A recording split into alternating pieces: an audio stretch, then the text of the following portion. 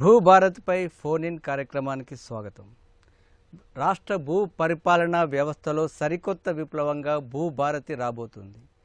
ఇప్పుడు ధరణిలో ఉన్నటువంటి సమస్యలన్నింటికీ పరిష్కారంగా భూభారతి ఉంటుందని ప్రభుత్వం చెబుతోంది. అసలు ఈ చట్టాన్ని, కొత్త చట్టాన్ని తీసుకురావాల్సిన అవసరం ఏంటి? ఇప్పుడున్న సమస్యలన్నింటికీ ఇది ఏ విధంగా పరిష్కారం చూపిస్తుంది? అదేవిధంగా సాదా బైనామాలు, అదేవిధంగా మ్యూటేషన్లో తదితర అంశాల్లో వస్తున్నటువంటి కీలకమైన మార్పులు ఏంటి? ఈ అంశాలపైన మనకు సమాధానాలు చెప్పడానికి, ఈ అంశాలను వివరించడానికి ఎం సునీల్ కుమార్ గారు ఉన్నారు. సునీల్ కుమార్ గారు ప్రముఖ న్యాయవాది, అదేవిధంగా ప్రభుత్వం దీనికి సంబంధించి ధరణిలో లోపాలను గుర్తించేందుకు చేసినటువంటి కమిటీలో సభ్యులు. ఈ కొత్త చట్టం రూపకల్పనలో అత్యంత కీలక పాత్ర పోషించారు. భూ చట్టాల విషయాలు అనేక చట్టాలను అధ్యయనం చేసి నిపుణులుగా తన పేరులోనే భూమిని మార్చుకున్నటువంటి భూమి సునీల్ గారు మనతో ఉన్నారు. సునీల్ గారు, ముందుగా అసలు ఈ చట్టం గురించి స్థూలంగా చెప్పండి సార్. ఇప్పుడు ఈ కొత్త చట్టాన్ని, అంటే ధరణిని భూభారతిగా ఎందుకు మారుస్తున్నారు? ఈ చట్టంలో ఉన్నటువంటి కీలకమైన అంశాలు ఏంటి? అంటే దానికంటే ముందు, అంటే ఈ హక్కుల రికార్డు కోసం చట్టం ఏదైతే ఉందో, అన్ని భూమి చట్టాలు ఒక ఎత్తు అయితే హక్కుల రికార్డు చట్టం ఒక ఎత్తు. ఎందుకు అంటే, మనకి భూమి ఉన్నా, ఏ వ్యక్తికి భూమి ఉన్నా, ఆ భూమి నుంచి ఎలాంటి ఫలితాలు పొందాలన్నా, మార్కెట్లో అమ్ముకోవాలన్నా, విత్తనాలు కొనుక్కోవాలన్నా, బ్యాంకులో లోన్ తెచ్చుకోవాలన్నా, ప్రభుత్వం ఇచ్చే ఏ బెనిఫిట్ ఆ వ్యక్తికి చేరాలన్నా హక్కుల రికార్డుల పేరు ఉంటేనే వస్తుంది. భూమి స్వాధీనం ఉంటే సరిపోదు, రికార్డుల పేరు ఉండాలి. ఈ 2020 చట్టం రాకముందు, ధరణి చట్టం అని మనం ఏదైతే అంటున్నామో, ఆ చట్టం రాకముందు 1971 చట్టం కింద అలాంటి హక్కుల రికార్డు 1B రిజిస్టర్ అంటాం. అది గ్రామాల వారీగా భూమి ఉన్న వాళ్ళ వివరాలను నమోదు చేసిన రిజిస్టర్. దానికంటే కొంచెం 4 ఏళ్ళు వెనక్కిపోతే 48 చట్టం కింద కాస్రా పహాని అని ఒకటి ఉండేది. ఈ కాస్రా పాని స్థానంలో 1B వచ్చింది. 1B స్థానంలోనే అప్పటి ప్రభుత్వం ధరణి పేరుతోటి ఒక కొత్త హక్కుల రికార్డు తీసుకొచ్చే ప్రయత్నం జరిగింది. ఇబ్బంది ఎక్కడ వస్తుంది అంటే, ఇంత కీలకమైన హక్కుల రికార్డుల్లో చాలా మందికి సమస్యలు ఉన్నాయి. ఈ హక్కుల రికార్డు వచ్చింది 2020లో వచ్చింది ధరణి. అప్పటి నుంచి ఇప్పటిదాకా దాదాపుగా 21 లక్షల మంది రైతులు తమకు ధరణిలో ఇబ్బందులు ఉన్నాయి, పరిష్కారం చేయండి అని దరఖాస్తు పెట్టుకున్నారు. 21 లక్షల మంది ఉన్నదే 65 లక్షల మంది రైతాంగంలో 20 లక్షల పైన అంటే దాదాపు 1/3, 1/3% మంది మాకు ధరణిలో చిక్కులు ఉన్నాయని. ఎలాంటి చిక్కులు ఉన్నాయి? మా పేరు వచ్చింది కానీ విస్తీర్ణం తప్పుపడిందనో, లేకపోతే సర్వే నెంబర్లు తప్పుపడినాయి, సర్వే నెంబర్లు మాయమైపోయినాయి, పట్టా భూమి ప్రభుత్వ భూమి అని పడింది, భూమి వారసత్వంగా వస్తే కొనుగోలు అని పడింది. ఇట్లాంటి తప్పులని చాలా వాటి మీదకి అప్లికేషన్స్ వచ్చినాయి. ఇక రెండోది, గడిచిన 3.5 సంవత్సరాలుగా 9,24,000 మంది సదా బైనామాల ద్వారా భూములు కొనుక్కొని దరఖాస్తు పెట్టుకున్నారు. దరఖాస్తులు పెండింగ్లో ఉన్నాయి, పరిష్కారానికి నోచుకోవట్లేదు. ఇక మూడో అంశము, ధరణి వచ్చిన తర్వాత 18 లక్షల ఎకరాల భూమి ఇంకా హక్కుల రికార్డుకి ఎక్కలేదు. అందులో పట్టా భూమి ఉంది, కొంత ప్రభుత్వ భూమి, ఇతర భూములు కూడా ఉన్నాయి. ఆ పార్ట్ బిలో ఎంత లేదన్నా ఒక 8-9 లక్షల ఎకరాలు పట్టా భూములు ఉంటాయి. పాత చట్టం కింద పాస్ పుస్తకాలు ఉన్నాయి, కొత్త రాలేదు. ఇట్లా నేను చెప్పుకుంటూ పోతే పాత చట్టం కింద ఉన్న సమస్యలు ఏవైతే ఉన్నాయో, ఈ సమస్యల పరిష్కారానికి అప్పుడు తీసుకొచ్చిన చట్టం పరిష్కారం చూపటం లేదు. ఇదే విషయం ధరణి సమస్యల అధ్యయనం కోసం వేసిన కమిటీ, నేను అందులో సభ్యుడిగా ఉన్నాను. ఒక సిఫారసు ఏం చేయడం జరిగిందంటే, ఈ సమస్యలు తీరాలి అంటే సాఫ్ట్వేర్ మార్పు చేర్పు మాత్రమే సరిపోదు, చట్టం కూడా మార్చాల్సిందే. చట్టంలో నిబంధనలు మారకపోతే కనుక చిక్కులు వస్తాయి.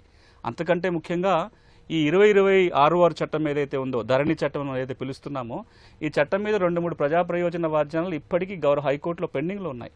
ఈ రోజున కేబినెట్లో ఉన్న ఒక మంత్రి గారే అప్పట్లో ఒక ప్రజా ప్రయోజనాల వాద్యం దాఖలు చేశారు. ఈ చట్టం కింద ఎవరికి ఎట్లాంటి పరిష్కారం చేసే అధికారం లేకుండా జరిగిపోతున్నాను. ఈ కారణాల వల్ల కొత్త చట్టం చేసుకోవాల్సి వచ్చింది. ఇప్పుడు మీరు కొత్త చట్టంలో కీలక అంశాల విషయానికి వస్తే, ఒకటి, మ్యూటేషన్ విధానంలో కొన్ని మార్పులు వచ్చినాయి. అంటే నేను ఓన్లీ క్లుప్తంగా వివరిస్తాను, తర్వాత వచ్చిన కాల్స్ బట్టి మనం మాట్లాడుకోవచ్చు.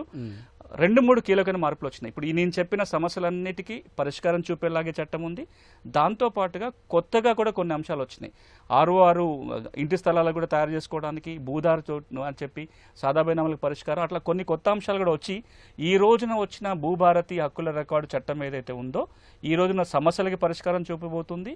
అదేవిధంగా రాబోయే రోజుల అవసరాలను తీర్చే విధంగా ఈ చట్టం రూపుదిద్దుకుంది.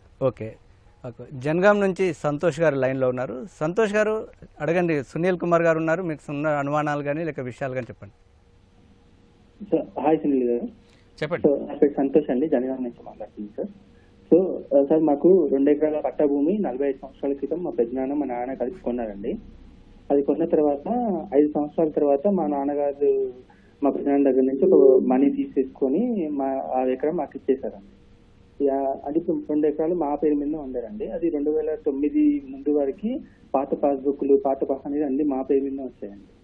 సో 2019 తర్వాత ఆన్లైన్ పహానీలో మా పెద్దనాన్న పేరు వచ్చిందండి మళ్ళీ ఎకరం అనేది. సో 2009 ముందని అన్ని మా పేరు మీద ఉన్నాయండి. 2009 తర్వాత ఆన్లైన్లోకి వచ్చిన తర్వాత మా పెద్దనాన్న పేరు ఉంది. మళ్ళీ ఇప్పుడు మేము వెళ్ళి అప్పుడు మా దగ్గర tax receipt, old passbooks, old పహానీలు అన్ని ఉన్నాయండి మా దగ్గర. కాకపోతే ఇప్పుడు ఏమవుతుందంటే మేము ఎంఆర్ఓ ఆఫీస్కి వెళ్ళి ఇట్లా పెట్టుకుంటే మా పెద్దనాన్న మాట మారుస్తున్నారండి. ఇట్లా మాకు అమ్మ లేదు అట్లా అని మా పెద్దనాన్న అంటున్నారు. కాకపోతే మేము అప్పుడు సాదా బైనామా అట్లాంటివి ఏం రాసుకోలేదండి. ఈ కొత్త చట్టం కింద మాకేమైనా న్యాయం జరుగుతుంది సార్ ఈ విషయంలో? ఇప్పుడు ధరణిలో ఎవరి పేరు ఉంది? దాని మీద 1 ఎకరం వాళ్ళది ఉంది, 1 ఎకరం మాకు. 2 ఎకరాల మీదే అంటున్నారు కదా. 2009 వరకు అర్థమైంది. అంటే మీరు ఆ మిగతా ల్యాండ్ కూడా మీరు కొన్నామని చెప్తున్నారు కానీ మీ పేరు ఎక్కలేదు. ఇప్పుడు పాత రికార్డులో ఇప్పుడు లేదు. అవునండి, పాత రికార్డులో ఉందండి, కొత్త రికార్డులో మా పేరు. అంటే అర్థమైంది. ఇప్పుడు 2 అంశాలు ఇందులో సాదా బైనామాకు సంబంధించిన సమస్య. అంటే వాళ్ళు ధరణి చట్టం రాకముందే సాదా బైనామా క్రమోద్దీకరణ 71 చట్టం కింద అయిపోయింది. కానీ దాని కింద వాళ్ళకి ఆధారం లేదు కాబట్టి భూరికాల ప్రక్షాళనప్పుడు మళ్ళీ పాత పేరు ఏది ఉందో అది ఎక్కింది. ఇప్పుడు కొత్తగా వచ్చిన భూభారతి చట్టం ఏమంటుందంటే మీకు ధరణిలో గనక ఏ రికార్డు సమస్యలు, ఇప్పుడు వారి సమస్య ఏంటి, వీళ్ళ భూమి వేరే వారి పేరు మీద నమోదై ఉందని చెప్తున్నారు. సెక్షన్ 4 సబ్సెక్షన్ 5 కింద ఎవరికైనా సరే ఇప్పుడు ధరణి ఎంట్రీల మీద గనక అభ్యంతరాలు ఉంటాయి, పేరు తప్పుపడిందనో లేదా ఇతర ఏ వివరాల మీద అభ్యంతరం ఉన్నా సరే ఆర్డీఓకి కానీ కలెక్టర్ కానీ దరఖాస్తు పెట్టుకోవడానికి అవకాశం కల్పించబోతున్నారు. రూల్స్లో వస్తుంది ఎవరికి అధికారాలు ఇవ్వబోతున్నారు అనేది రూల్స్లో వస్తుంది. పాత చట్టంలో లేని అప్పీల్ విధానం వస్తుంది. అంటే 2 రకాల అప్పీల్ విధానం. ఒకటి పాత సమస్యల పరిష్కారానికి ఒక రకమైన అప్పీల్ విధానం ఉంటుంది. రాబోయే రోజుల్లో జరగబోయే రిజిస్ట్రేషన్లు, మ్యూటేషన్ల మీద అభ్యంతరాలు ఉంటే ఇంకొక రకమైన అప్పీల్ విధానం ఉంటుంది.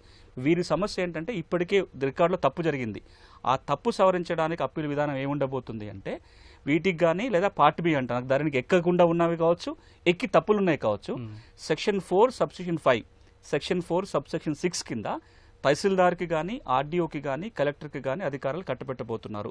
20-30 రకాల సమస్యలు ఉంటాయి. దాంట్లో కొన్ని సమస్యల పరిష్కారం తహసీల్దార్కి, కొన్ని ఆర్డీఓకి, కొన్ని కలెక్టర్కి ఇస్తారు. ఎవరికి అధికారం ఇస్తే వీరు వారికి దరఖాస్తు పెట్టుకోవాలి, అది ఒక అంశము. ఒకవేళ కనుక వీరు ఎవరికైతే కొత్త చట్టం కింద దరఖాస్తు పెట్టుకుంటారో వాళ్ళు తీర్పిచ్చిన దాని మీద కూడా అభ్యంతరం ఉంటే ఇంకొక లెవెల్ పైకి అప్పీల్ చేసుకోవచ్చు. ఆర్డీఓ ఇచ్చిన తీర్పు మీద కలెక్టర్కి, కలెక్టర్ ఇచ్చిన తీర్పు మీద జిల్లా స్థాయిలో రాబోతున్న భూమి ట్రిబ్యునల్కి దరఖాస్తు పెట్టుకోవచ్చు. సో వీరొక్కరే కాదు, ఈ రోజున ధరణిలో ఎవరైతే భూమి ఎక్కలేదంటున్న వాళ్ళు ఉన్నారో లేదా ధరణికి ఎక్కింది కానీ తప్పులు ఉన్నాయని అంటున్న వాళ్ళందరికీ కూడా భూభారతి చట్టం వచ్చిన తర్వాత ఈ 3 అధికారుల చోట ఎవరో ఒక చోట పరిష్కారం దొరికే అవకాశం ఉంది. ఓకే, హైదరాబాద్ నుంచి నాగేంద్ర శర్మ గారు లైన్లో ఉన్నారు. నాగేంద్ర శర్మ గారు అడగండి సార్, సూటిగా క్లుప్తంగా అడగండి సార్. క్లుప్తంగా అయ్యా నమస్కారం అండి. నమస్తే. ఈ ధరణిలో వచ్చే కంటే ముందు మాకు పాత పాస్బుక్లలో 5 ఎకరాల భూమి అని ఉందండి. తుర్కపల్లి విలేజ్, షామీర్పేట్ మండలం అండి. ఈ కొత్త ధరణి వచ్చినాక రికార్డులో రాలేదు. అంతకు ముందు 3 సార్లు మ్యూటేషన్లు జరిగాయి. ఫస్ట్ అమ్మిన వాళ్ళ మ్యూటేషన్ ఉంది, అంతకు తర్వాత మాకు అమ్మిన వాళ్ళ మ్యూటేషన్ ఉంది, మేము తీసుకున్నాక కూడా మ్యూటేషన్ అయింది. కానీ ఇప్పుడు ప్రెసెంట్ గా తెలుసా ఇందులో లేదని సబ్ రిజిస్ట్రార్ గారు దీని ప్రొహిబిటెడ్ లో ఉంది అని చెప్పారు. మేము కాసురాపాణి తీసుకొని చెప్తేనేమో అది తుర్క వాళ్లకు ఉందండి, 70 ఎకరాలు 80 ఎకరాలు. ఇప్పుడు దాంట్లో మధ్యలో వచ్చేసేసి శ్యామ్ బాబా టెంపుల్, శ్యామ్ టెంపుల్ అని చెప్పి ఒక ఎండోమెంట్స్ ఉంది అని చెప్పేసి చెప్తున్నారు. ఇది ఎంతవరకు సబబు? దీన్ని ఎక్కడ మేము పెట్టుకుంటే పరిష్కారం అవుతుంది? ఇందులో 2 వేరు సమస్యలు ఉన్నాయి. ఒకటి పాత పాస్బుక్ ఉంది, కొత్తగా రాలేదనేది ఒకటి. కొంతమందికి పాతది ఉండి కొత్తది ఆశ రాకుండా ఉన్న వాళ్ళు ఉన్నారు, లేదా పాతది ఉంది కొత్తది వచ్చింది కానీ విస్తీర్ణం తక్కువ వచ్చిందన్న వాళ్ళు ఉన్నారు. ఇందులో ఒక సమస్య. రెండో సమస్య ఏంటంటే నిన్న మొన్నటికి అది పట్టా భూమి, ఇప్పుడు అది ఎండోన్మెంట్ వక్ఫ్ భూమి కింద నమోదైంది, ప్రొబేటెడ్ ప్రాపర్టీ లిస్టులోకి వెళ్ళిపోయింది. ఎవరైనా సరే వాళ్ళ భూమి తగ్గింది అనే సమస్యలు ఉన్నట్లయితే భూభారతి చట్టం పరిష్కారం చూపిస్తుంది. నాకు పాత బుక్ ఉండి రాకపోయినా లేదా వచ్చి తగ్గినా సరే నేను భూభారతి చట్టం కింద దరఖాస్తు పెట్టుకోవచ్చు, మార్పు చేసుకోవచ్చు. కానీ వారు ఏదైతే నిషేధిత జాబితాలో చేరింది అంటున్నారు, సెక్షన్ 22 లిస్ట్ అంటాం, రిజిస్ట్రేషన్ చట్టం కింద సెక్షన్ 22A ప్రకారము 2007 సంవత్సరం నుంచి నిషేధిత ఆస్తుల జాబితాను మెయింటైన్ చేయడం జరుగుతుంది. 5 కేటగిరీలలో ఎండోన్మెంట్, వక్ఫ్, భూదాను, అసైన్మెంట్, ఏవైతే భూముల రిజిస్ట్రేషన్ జరగకూడదో ఆ జాబితా తయారు చేసి రిజిస్ట్రేషన్ అధికారులకు పంపుతారు. ఇంకా అందులో ఉంది అంటే రిజిస్ట్రేషన్ జరగవు, సబ్సిక్వెంట్ గా మ్యూటేషన్ చేయడానికి కూడా అవకాశం ఉండదు. ఇప్పుడు ఆ సమస్యకి పరిష్కారం భూభారతి చట్టం కింద ఉండదు.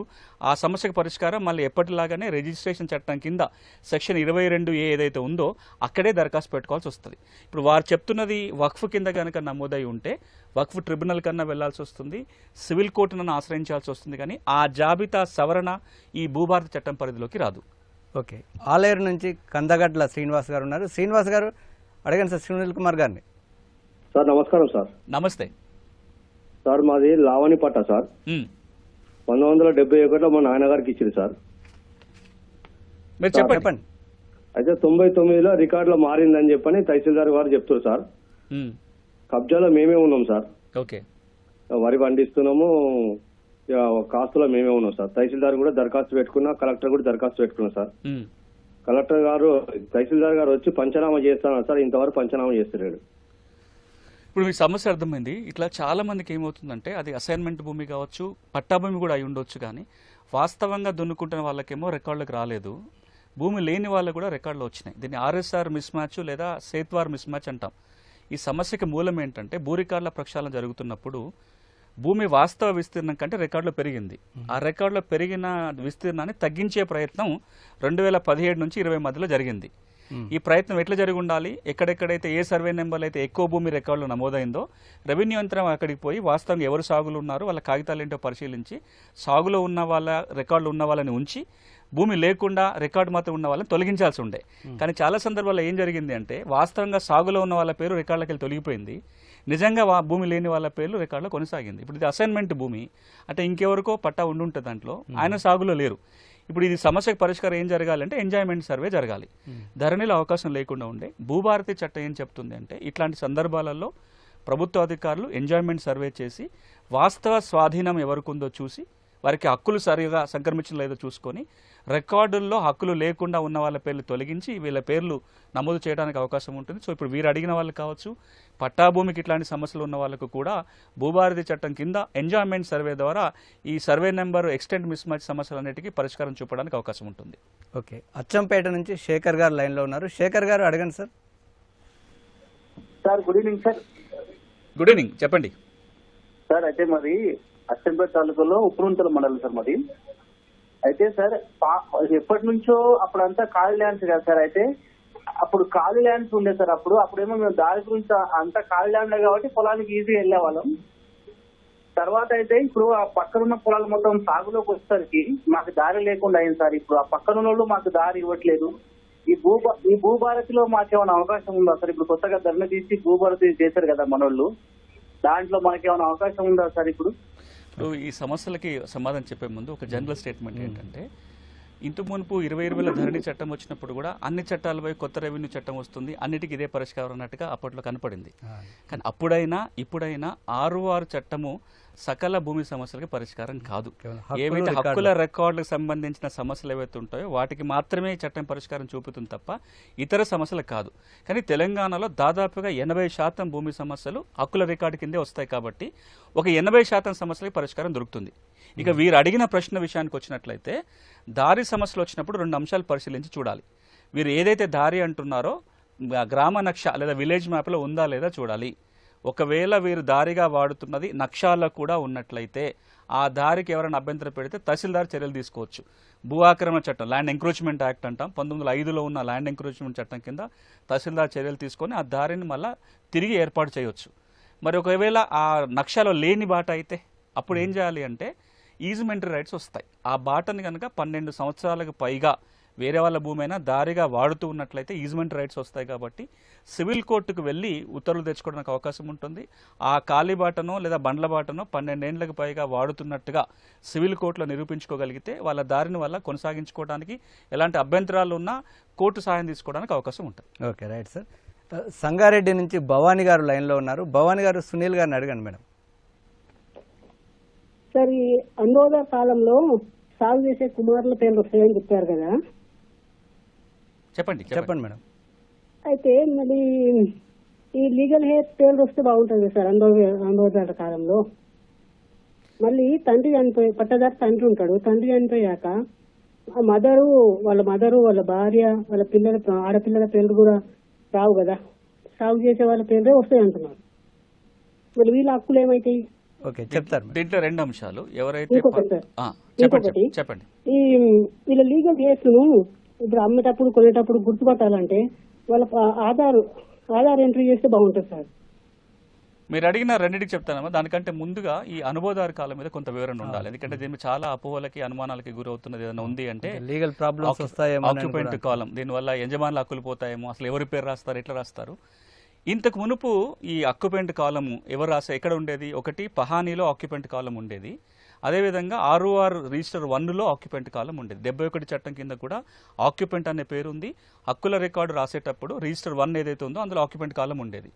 2020 ధరణికి వచ్చేటప్పటికి ROR చట్టంలో ఆక్యుపెంట్ ప్రస్తావన పోయింది, పహాని నిర్వహించడం కూడా ఆపేశారు, కాస్త కాలం రాయటం లేదు. దీనివల్ల గడిచిన 4-5 ఏళ్లుగా చాలామంది మాట్లాడిన మాట ఏంటంటే ఆక్యుపెంట్ కాలంలోనే ఉండి తరాలుగా భూములు చేసుకున్న వాళ్ళందరూ ధరణి వల్ల హక్కులు కోల్పోయారు. వాళ్ళు ఎప్పుడో సాదాబైన దగ్గర కొని ఉంటారు, లేకపోతే రకరకాల ఉద్యమాల ఫలితంగా భూమి దక్కిన వాళ్ళు కేవలం కాస్త కాలంలో ఉన్నారు. ధరణి వచ్చినప్పుడు కాస్త కాలం తొలగించడం వల్ల ఎవరైతే అప్పటి నుంచి కేవలం పట్టాకాలంలో ఉన్నారో వాళ్ళకి ధరణి పాస్ పుస్తకాలు వచ్చినాయి. సాగుదారు కాలంలో ఉన్న వాళ్ళకి ఎవరికి ఏ ఆధారం లేకుండా పోయింది, పట్టకెక్కపోయారు. ఇప్పుడు దీనికి ఒక పరిష్కారంగా ఈ చట్టం ఏమంటుందంటే, భూభారతి చట్టం ఏమంటుందంటే ఆక్యుపెంట్ కాలం ఉంటుంది, కానీ ఆక్యుపెంట్ని ఎవరిని అంటారు? ఎవరైతే ఇప్పటికీ వాస్తవంగా కబ్జాలో పొజిషన్లో ఉన్నారో దాంతోపాటుగా ప్రభుత్వం విధించిన షరతులకు లోబడి ఉన్న వాళ్ళని మాత్రమే ఆక్యుపెంట్ కాలంలో రాయడానికి ఉంటుంది. దీంట్లో 2 క్లారిఫికేషన్స్ ఏంటంటే టెనెంట్ పేరు రాయడానికి రాదు, కౌలుదారి పేరు ఈ చట్టం కింద రాదు, అది వేరే చట్టాల కింద కౌలుదారి పేరు నమోదవుతుంది. మరి ఎందుకోసం పెట్టారు ఆక్యుపెంట్ అంటే, ఒక్క మాటలో చెప్పాలంటే భూమి యజమాని అయి ఉండి ఇంకా పట్టా కాలంకి ఎక్కకుండా ఎవరైతే ఉంటారో వాళ్ళని ఉద్దేశించి పెట్టిన కాలం. రెండోది, ఇది గ్రామ స్థాయిలో ఇంత మునుపులాగా రాయడానికి అవకాశం ఉంది. డిజిటల్ రికార్డు కాబట్టి అది MROనో లేదా పై అధికారికి అవకాశం ఇస్తారు. ఎవరు పడితే వాళ్ళు ఈ వేరే వాళ్ళ భూమిని కబ్జా చేసి వాళ్ళ పేర్లని మళ్ళీ మాన్యువల్గా రికార్డులో రాయించుకునే అవకాశం దీని కింద దొరకదు. రూల్స్లో క్లారిఫికేషన్ వస్తుంది. ఇక వాళ్ళు అడిగిన తను ఏదైతే ప్రశ్న అడిగిందో, ఒకసారి పట్టాదారు చనిపోతే వాళ్ళ వారసులు ఎవరైతే ఉంటారో వాళ్ళు దరఖాస్తు పెట్టుకుంటే పట్టాకాలమే మార్చుకోవచ్చు. అందులో భార్యకు హక్కులు ఉంటాయి, ఆడకూతులు ఎవరైనా ఉంటే, అమ్మాయిలు ఎవరైనా ఉంటే వాళ్ళకు కూడా హక్కులు ఉంటాయి. హిందూ వారసుల చట్టం కావచ్చు, లేదా వాళ్ళకు వర్తించే సక్సెషన్ యాక్ట్ ఉంటే దాని ప్రకారం హక్కుల బదలాయింపు జరుగుతుంది, స్టేట్మెంట్ చేసుకోవచ్చు. ఈ ఆక్యుపెంట్ కాలంలో వీళ్ళ పేర్లు ఇప్పుడు రాయడానికి ఉండదు. వాళ్ళ వారసత్వ చట్టాల ప్రకారం హక్కులు వచ్చిన వాళ్ళకి పట్టా మార్పిడి జరుగుతుంది. ఇంకొక సలహా ఇచ్చారు, వారసుల పేర్లు కూడా వాళ్ళ ఆధార్ కార్డు తీసుకుంటే బాగుంటుంది అనేది. ఎవరైతే తహసీల్దార్ ఉన్నారో వారసత్వంగా భూమి వచ్చినప్పుడు పట్టా మార్పిడి కోసం దరఖాస్తు వస్తే తప్పకుండా విచారణ చేయాలి. విచారణలో భాగంగా వీటన్నిటిని పరిగణ తీసుకొని ఒక ఉత్తర్వులు ఇచ్చిన తర్వాతనే మారుతుంది. ఇప్పుడు ధరణి కింద ఏమవుతుంది, ఆ యంత్రాంగం లేదు. ధరణి చట్టం కింద మా నాన్నగారు చనిపోయారు, మేమిద్దరం వారసులు ఉన్నాము, మేము ఒక జాయింట్ స్టేట్మెంట్ రాసుకొని పోయి తహసీల్దార్కి దరఖాస్తు పెట్టుకుంటే ఎట్లాంటి విచారణ లేకుండా పట్టా మార్పిడి జరిగిపోతుంది. మా తమ్ముడు ఉన్నారు, ఆయనకు తెలియకుండా నేను ఒక్కనే వారసులను దరఖాస్తు పెట్టుకుంటే ఆయనకు విచారణ చేసే అవకాశం లేదు, కాబట్టి నా ఒక్కటి పేరు మీద కూడా పట్టా మార్చే అవకాశం ఉంది. కొత్త చట్టం ఏమంటుందంటే విచారణ చేయకుండా మ్యూటేషన్ చేయడానికి వీల్లేదు. వారసులు గనక పట్టా మార్పిడి కోసం దరఖాస్తు పెట్టుకుంటే నోటీసులు ఇవ్వాలి, విచారణ చేయాలి, ఉత్తర్వులు ఇచ్చిన తర్వాతనే పట్టా మార్చాలి. కాలయాపన జరగకుండా ఉండడం కోసం ప్రభుత్వం ఏం చెప్పింది చట్టంలో అంటే, నిర్దేశించిన గడువులోగా ఇదంతా అయిపోవాలి. ఒకవేళ తహసీల్దార్ కనుక నిర్దేశించిన గడువులో పట్టా మార్పిడి చేయకపోతే డీమ్డ్ మ్యూటేషన్ అంటే కంప్యూటరే ఆ టైం అయిపోగానే ఆటోమేటిక్గా మ్యూటేషన్ చేస్తుంది. ఓకే, సంగారెడ్డి నుంచి రజనీకాంత్ గారు లైన్లో ఉన్నారు. రజనీకాంత్ గారు అడగండి సార్ సునీల్ కుమార్ గారిని. సార్ నమస్కారం సార్. నమస్తే సార్, మేము 2019లో 3 ఎకరాల భూమి అమ్మినాం సార్ హైదరాబాద్ వాళ్ళకి. అయితే మేము 3 ఎకరాల భూమి అమ్మితే అదనంగా ఇంకొక 2 ఎకరాల 17 గుంటలు మా సంతకాలు లేకుండా ఏం లేకుండా మోటేషన్ చేసి సార్ అది. ఓకే, ఇది ఎప్పుడు సేల్ ఎప్పుడు జరిగింది, ఎప్పుడు అమ్మారు, ఏ సంవత్సరంలో? ధరణి వచ్చాక ముందా? ధరణి రాకముందు అమ్మినాం, ధరణిలో చేసేసారు సార్, మాకు సంబంధం లేకుండానే మోటేషన్ చేసి సార్. ఇప్పుడు వీళ్ళది ఇంకేమన్నా చెప్పేది ఉందా? సార్ అయితే ఏమైందంటే CCL కూడా నేను దరఖాస్తు చేసింది సార్, ఇట్లా నేను నా సంతకాలు లేవు, ఇది సర్వే నంబర్ మేము అమ్మలేదు, ఎటువంటి లావాదేవీలు జరగలేదు, మోటేషన్ జరిగిందని చెప్పేసి. అయితే మేము దాంట్లో ధరణిలో వేయడమే కానీ తీసేయడానికి లేదు అని చెప్పి ఆన్సర్ ఇచ్చారు సార్ వాళ్ళు. ఇది చాలా కీలకమైంది. ఇప్పుడు ఆయన చెప్తున్నది నిజమే. ధరణి చట్ట ప్రకారము నా భూమి పొరపాటున మీ పేరు ఎక్కింది, లేదా నాకు 2 ఎకరాలు ఉంది, నేను మీకు 1 ఎకరమే అమ్మినా, కానీ మీరు దాన్ని అడ్డం పెట్టుకుని 2 ఎకరాలు మీరు పట్టా చేయించుకున్నారు. దాన్ని సవరించాలంటే ధరణి చట్టం మార్గం లేదు. నేను కోర్టుకు వెళ్ళి టైటిల్ డిక్లరేషన్ సూట్ వేసుకొని ఆ భూమికి యజమాని నేను ఉత్తర్వులు తెచ్చుకుంటే తప్ప మారడానికి లేదు, లేదా మీరు నాకు అమ్మాలి, మళ్ళీ మాకు అట్లయినా రిజిస్ట్రేషన్ జరుగుతుంది. అందుకే ఇప్పుడు భూభారతి చట్టంలో వీటన్నిటికీ పరిష్కారంగా ఎప్పుడైనా సరే తప్పుడు మ్యూటేషన్ జరిగినట్లయితే ఆ మ్యూటేషన్ రద్దుపరిచే అధికారాన్ని ఆర్డీఓకి ఫస్ట్ అప్పీలేట్ అధికారంగా తర్వాత ఆ పైన కలెక్టర్కి కూడా అధికారులు రాబోతున్నాయి. తహసీల్దార్ ఎక్కడైతే మ్యూటేషన్ చేస్తాడో దాని మీద ఆర్డీఓకి అప్పీల్ చేసుకోవచ్చు. ఆర్డీఓ తీర్పు మీద అభ్యంతరం ఉంటే జిల్లా కలెక్టర్ కూడా అప్పీల్ చేసుకోవడానికి అవకాశం ఉంటుంది. ఇక రెండో అంశం ఏంటంటే ఇంతకు మునుపు ధరణి చట్టంలో రిజిస్ట్రేషన్ కాగానే ఆటోమేటిక్గా వెంటనే మ్యూటేషన్ జరిగిపోతుంది. మనం ధరణి చట్టంలో ఏదైనా గొప్పతనం ఉంది అంటే దాని గురించే మాట్లాడుకుంటాం. ఎందుకంటే ఒకప్పుడు రిజిస్ట్రేషన్ ద్వారా భూములు కొనుక్కున్న తర్వాత ఏళ్ళ తరబడి పట్టేది మ్యూటేషన్ జరగడానికి. ధరణి చట్టం ఏమంటుంది, వెంటనే మ్యూటేషన్ చేయమంటుంది. అది మంచిదే, కానీ దానిలో రిస్క్ కూడా ఉంటుంది. హక్కు లేని వాళ్ళు కూడా అమ్మేసుకుంటే రికార్డుల పేరుంది కాబట్టి ఇట్లాంటి సందర్భంలో భూభారతి చట్టం ఏమంటుందంటే ఇలాంటి మోసాలు జరిగినప్పుడు మ్యూటేషన్ రద్దుపరిచే అధికారం అప్పీల్ అధికారులకు ఉంటుంది. ఆర్డీఓ కానీ కలెక్టర్ కానీ రద్దుపరచవచ్చు. వీరి విషయంలో ఇంకొక మాట చెప్పాలి. ధరణి రాకముందు ఏవైతే కొనుగోలు జరిగినాయో వాటిని పెండింగ్ మ్యూటేషన్స్ అంటారు. వాటిని దరఖాస్తు పెట్టుకోమని చెప్పారు. జిల్లా కలెక్టర్లు విచారణ చేసి పట్టా మార్పిడి జరగాలి. ఇట్లాంటి కొన్ని తప్పులు జరిగినవి ఉన్నాయి, ఇంకా పెండింగ్ మ్యూటేషన్స్ ఉన్నాయి. అంటే నా దగ్గర రిజిస్టర్డ్ దస్తావేజ్ ఉంది, నేను ఇంకా 6 వరకు ఎక్కలేదు. ఇప్పుడు భూభారతి చట్టం వచ్చినాక అలాంటి వాళ్ళు కూడా ఎక్కించుకోవచ్చు. కానీ ఇప్పుడు కొత్తగా ఏం జరుగుతుందంటే విచారణ జరుగుతుంది కాబట్టి ఇలా తప్పుడు పద్ధతిలో హక్కులు లేకపోయినా రికార్డు మార్చుకునే అవకాశాలు తగ్గిపోతాయి. ఓకే, నల్గొండ జిల్లా కనగల్లు నుంచి యాదయ్య గారు లైన్లో ఉన్నారు. యాదయ్య గారు అడగండి సార్. సునీల్ కుమార్ గారిని. నమస్తే సార్. నమస్తే సార్. నమస్తే సార్. నమస్తే, చెప్పండి సార్. మాది చెట్టచెన్నారం గ్రామం, కనగల్ మండలం, నల్గొండ డిస్ట్రిక్ట్ సార్. సార్ చెప్పండి, మీరు చెప్తున్నారు. మాకు అసైన్డ్ భూమి ఒక 6 ఎకరం ఉంది సార్ పక్కన. దాని పక్కన ఎస్టీది ఒక 13 గుంటలు ఉంటే కొనుక్కున్నా సార్ నేను. అట్టి భూమి సార్ అర్థమవుతుంది సార్? చెప్పండి, వినపడుతుంది, అర్థమవుతుంది, చెప్పండి. దాని పక్కన ఒక 13 గుంటలు ఎస్టీది ఉంటే కొనుక్కున్నా సార్, నా 6 ఎకరం పక్కన. దాన్ని మా ఊరు కాదు, మా గ్రామం కాదు, పక్క గ్రామ పంచాయతీ వచ్చి ఆక్రమించింది సార్. దాన్ని ఆక్రమించితే నేను సర్వే చేయిస్తే తహసీల్దార్ గారు నాకు అప్పగింత పత్రం కూడా ఇచ్చారు. అయినా భూమి మీదకి నన్ను రానియట్లేడు. 2 సార్లు సీసీఎల్ పోయి ఫైల్ ఎంపీకి వచ్చింది సార్. ఇప్పుడు ఇది అసైన్మెంట్ భూముల సమస్య వేరే చట్టం కింద, పిఓటి చట్టం కింద. ఆ చట్టం ఏమంటుందంటే ఎవరైనా అసైన్మెంట్ భూములు అమ్మకాలు కొనుగోలు చేయొద్దు, అమ్మితే చెల్లుబాటు కాదంటుంది. కానీ ఎవరైనా భూమి లేని పేద కుటుంబానికి చెందిన వ్యక్తి 5 ఎకరాలకు తక్కువ ఉండి పేద కుటుంబం అయి ఉంటే కనుక 2017 డిసెంబర్ 31 కంటే ముందు అసైన్మెంట్ భూమి కొనుగోలు చేస్తే వాళ్ళకే లావణి పట్టా రెగ్యులరైజ్ చేయాలి. అలా ఇచ్చే అధికారం జిల్లా కలెక్టర్కి ఉంది. ఇప్పుడు వారు చేయాల్సింది ఏంది, ఆ కొనుక్కున్న పక్కన భూమి 13 గుంటలు ఎంతో కొన్నా అంటున్నాడు కాబట్టి దానికి పిఓటి చట్టం కింద జిల్లా కలెక్టర్కి దరఖాస్తు పెట్టుకుంటే ఆ వ్యక్తికే లావణి పట్టా వస్తుంది. ఆ పట్టా వచ్చిన తర్వాత ఇంకెవరైనా కబ్జాకి ఇబ్బంది పెడుతున్నట్లయితే పిఓటి చట్టం కింద తహసీల్దార్ చర్యలు తీసుకోవడానికి అవకాశం ఉంటుంది. కాబట్టి ఎవరెవరైతే తెలంగాణ రాష్ట్రంలో అసైన్మెంట్ భూములని కొనుగోలు చేసిన వ్యక్తులు ఉన్నారో వాళ్ళు గనక భూమి లేని పేదవాళ్ళైతే పిఓటి చట్టం కింద జిల్లా కలెక్టర్కి దరఖాస్తు పెట్టుకొని పట్టా పొందొచ్చు. ఓకే, కరీంనగర్ నుంచి రమేష్ గారు లైన్లో ఉన్నారు. రమేష్ గారు, కొత్త చట్టం పైన మీకు ఏమైనా అనుమానాలు ఉంటే సునీల్ కుమార్ గారిని అడగండి. సార్ నమస్కారం సార్. నమస్తే సార్, నా పేరు రమేష్ కర్ణాక్షి మాట్లాడుతుంది సార్. చెప్పండి సార్. నా 2 ప్రశ్నలు సార్. సాదా బైనం ఎప్పటి నుంచి అమలు అవుతుంది సార్ దాని ప్రాసెస్? రెండో ప్రశ్న, నాకు సాదా బైనం ఆల్రెడీ అప్లై చేసినాను సార్.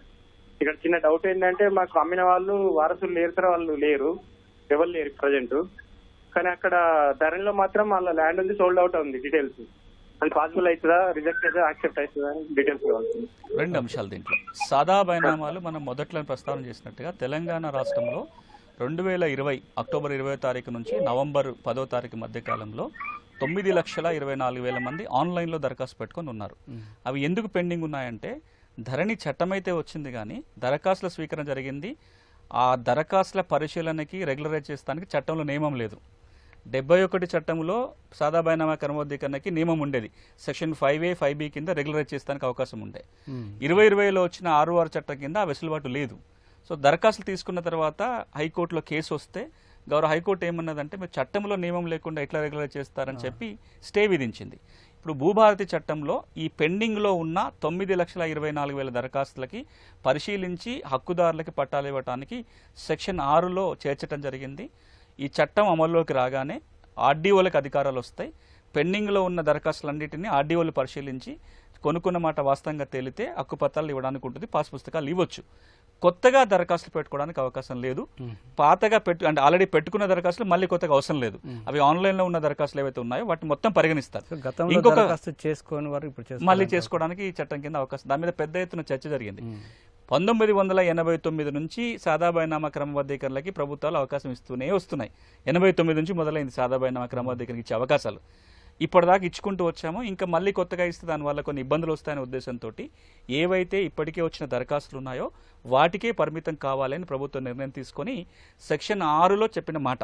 ఇక్కడ ఇంకో క్లారిఫికేషన్ ఏంటంటే వాళ్ళు 20,000 దరఖాస్తు పెట్టుకొని ఉంటారు. కొన్ని జిల్లాలలో ఆ దరఖాస్తులు రిజెక్ట్ అయినాయి, ఏ కారణాలు చెప్పకుండా రిజెక్ట్ అయిపోయిన దరఖాస్తులు ఉన్నాయి. మరి వాళ్ళు మళ్ళీ ఏం చేస్తారు, మళ్ళీ దరఖాస్తు పెట్టుకోవచ్చా అంటే ఈ చట్టం ఏమంటుంది, మీరు దరఖాస్తు పెట్టుంటే చాలు, అది పెండింగ్ ఉన్నా రిజెక్ట్ అయినా వాటి మొత్తాన్ని పరిగణలోకి తీసుకోవచ్చు. ఆ మేరకు గౌరవ రెవెన్యూ మంత్రి గారు అసెంబ్లీలో కౌన్సిల్లో మాట్లాడుతూ కూడా ఈ విషయం చెప్పారు.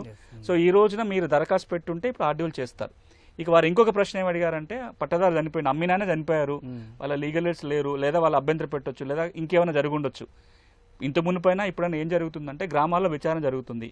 ఎవరి ఆధీనంలో ఈ భూమి ఉంది చూస్తారు, కొనుగోలు చేసిన వారి ఆధీనంలో ఉందా లేదా, పాత రికార్డులు ఏం చెప్తున్నాయి, ఆయన దగ్గర ఏమైనా కాగితాలు ఉన్నాయా, ఎవరికైనా అభ్యంతరాలు ఉన్నాయా విచారణ చేసి దాని ఆధారంగా రెగ్యులరైజ్ చేస్తారు. ఒకవేళ కనుక వాళ్ళు ఎలాంటి సరైన కారణాలు చెప్పకుండా అభ్యంతరం పెట్టినంత మాత్రాన పట్టా చేయకుండా ఉండాల్సిన ఏం లేదు. ఆర్డీఓ స్థాయిలో ఆ విధంగా పట్టా మార్పిడి చేయొచ్చు. ఓకే సార్, కొత్తగూడెం నుంచి వెంకటేశ్వరరావు గారు లైన్లో ఉన్నారు. వెంకటేశ్వరరావు గారు చెప్పండి సార్. సార్ నమస్తే అండి. నమస్తే, చెప్పండి. సార్ మేము 1987లో ల్యాండ్ కొనుక్కున్నాం సార్. ఓకే. 1987లో మామూలు దస్తావేజ్ మీద రాసుకొని ల్యాండ్ కొనుక్కున్నాం సార్. అయితే అప్పటి నుంచి రకం కట్టుకుంటూ వచ్చినాం సార్. తర్వాత ఈ మొన్న సాదా బైలమాలో అప్లై చేసుకుంటే ధరణి పాస్బుక్ ఇచ్చారు సార్. చెప్పండి మొత్తం. అదే ధరణి పాస్బుక్ ఇచ్చారు సార్. పాస్బుక్ ఇచ్చిన తర్వాత ఇప్పుడు భూమి వాల్యుయేషన్ పెరిగిన తర్వాత మాకు అమ్మిన వాళ్ళ వారసులు అంటే వాళ్ళ కొడుకులు వచ్చేసి ఆ భూమి మీదకి వస్తున్నారు సార్. వాళ్ళ దగ్గర ఎటువంటి ఆధారాలు ఏం లేకున్నా గానీ మా భూమి మీదకి వస్తున్నారు. అయితే మాకున్న కాగితాలను పెట్టుకుని కోర్టులోకి వెళ్ళాం సార్. కోర్టుకు వెళ్ళిన తర్వాత కూడా వాళ్ళని కాగితాలు అడిగారు. వాళ్ళు గీతాలు ఏమీ లేదు సార్ వాళ్ళు. అయితే కోర్టు మనకు ఆర్డర్ ఇచ్చింది సార్.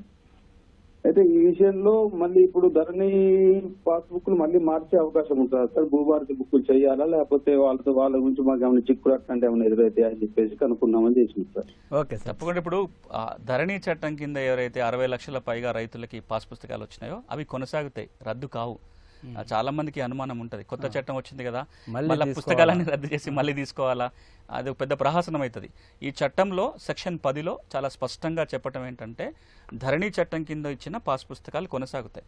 వాటి మీద అభ్యంతరాలు ఉంటాయి, ఎందుకంటే ఈ పాస్ పుస్తకాలు దేని ఆధారంగా ఇస్తాము, హక్కుల రికార్డులో ఉన్న వివరాల ఆధారంగా ఇస్తాం. అంటే ధరణి రికార్డుల ఆధారంగా లేదా రేపు రాబోయే రోజుల్లో భూభారతి రికార్డుల ఆధారంగానే పాస్ పుస్తకాలు వస్తాయి. రికార్డుల తప్పులు ఉంటే వాటి మీద అభ్యంతరాలు ఉన్న వాళ్ళు వెళ్ళొచ్చు, కానీ మిగతా పాస్ పుస్తకాలన్నీ కొనసాగుతాయి.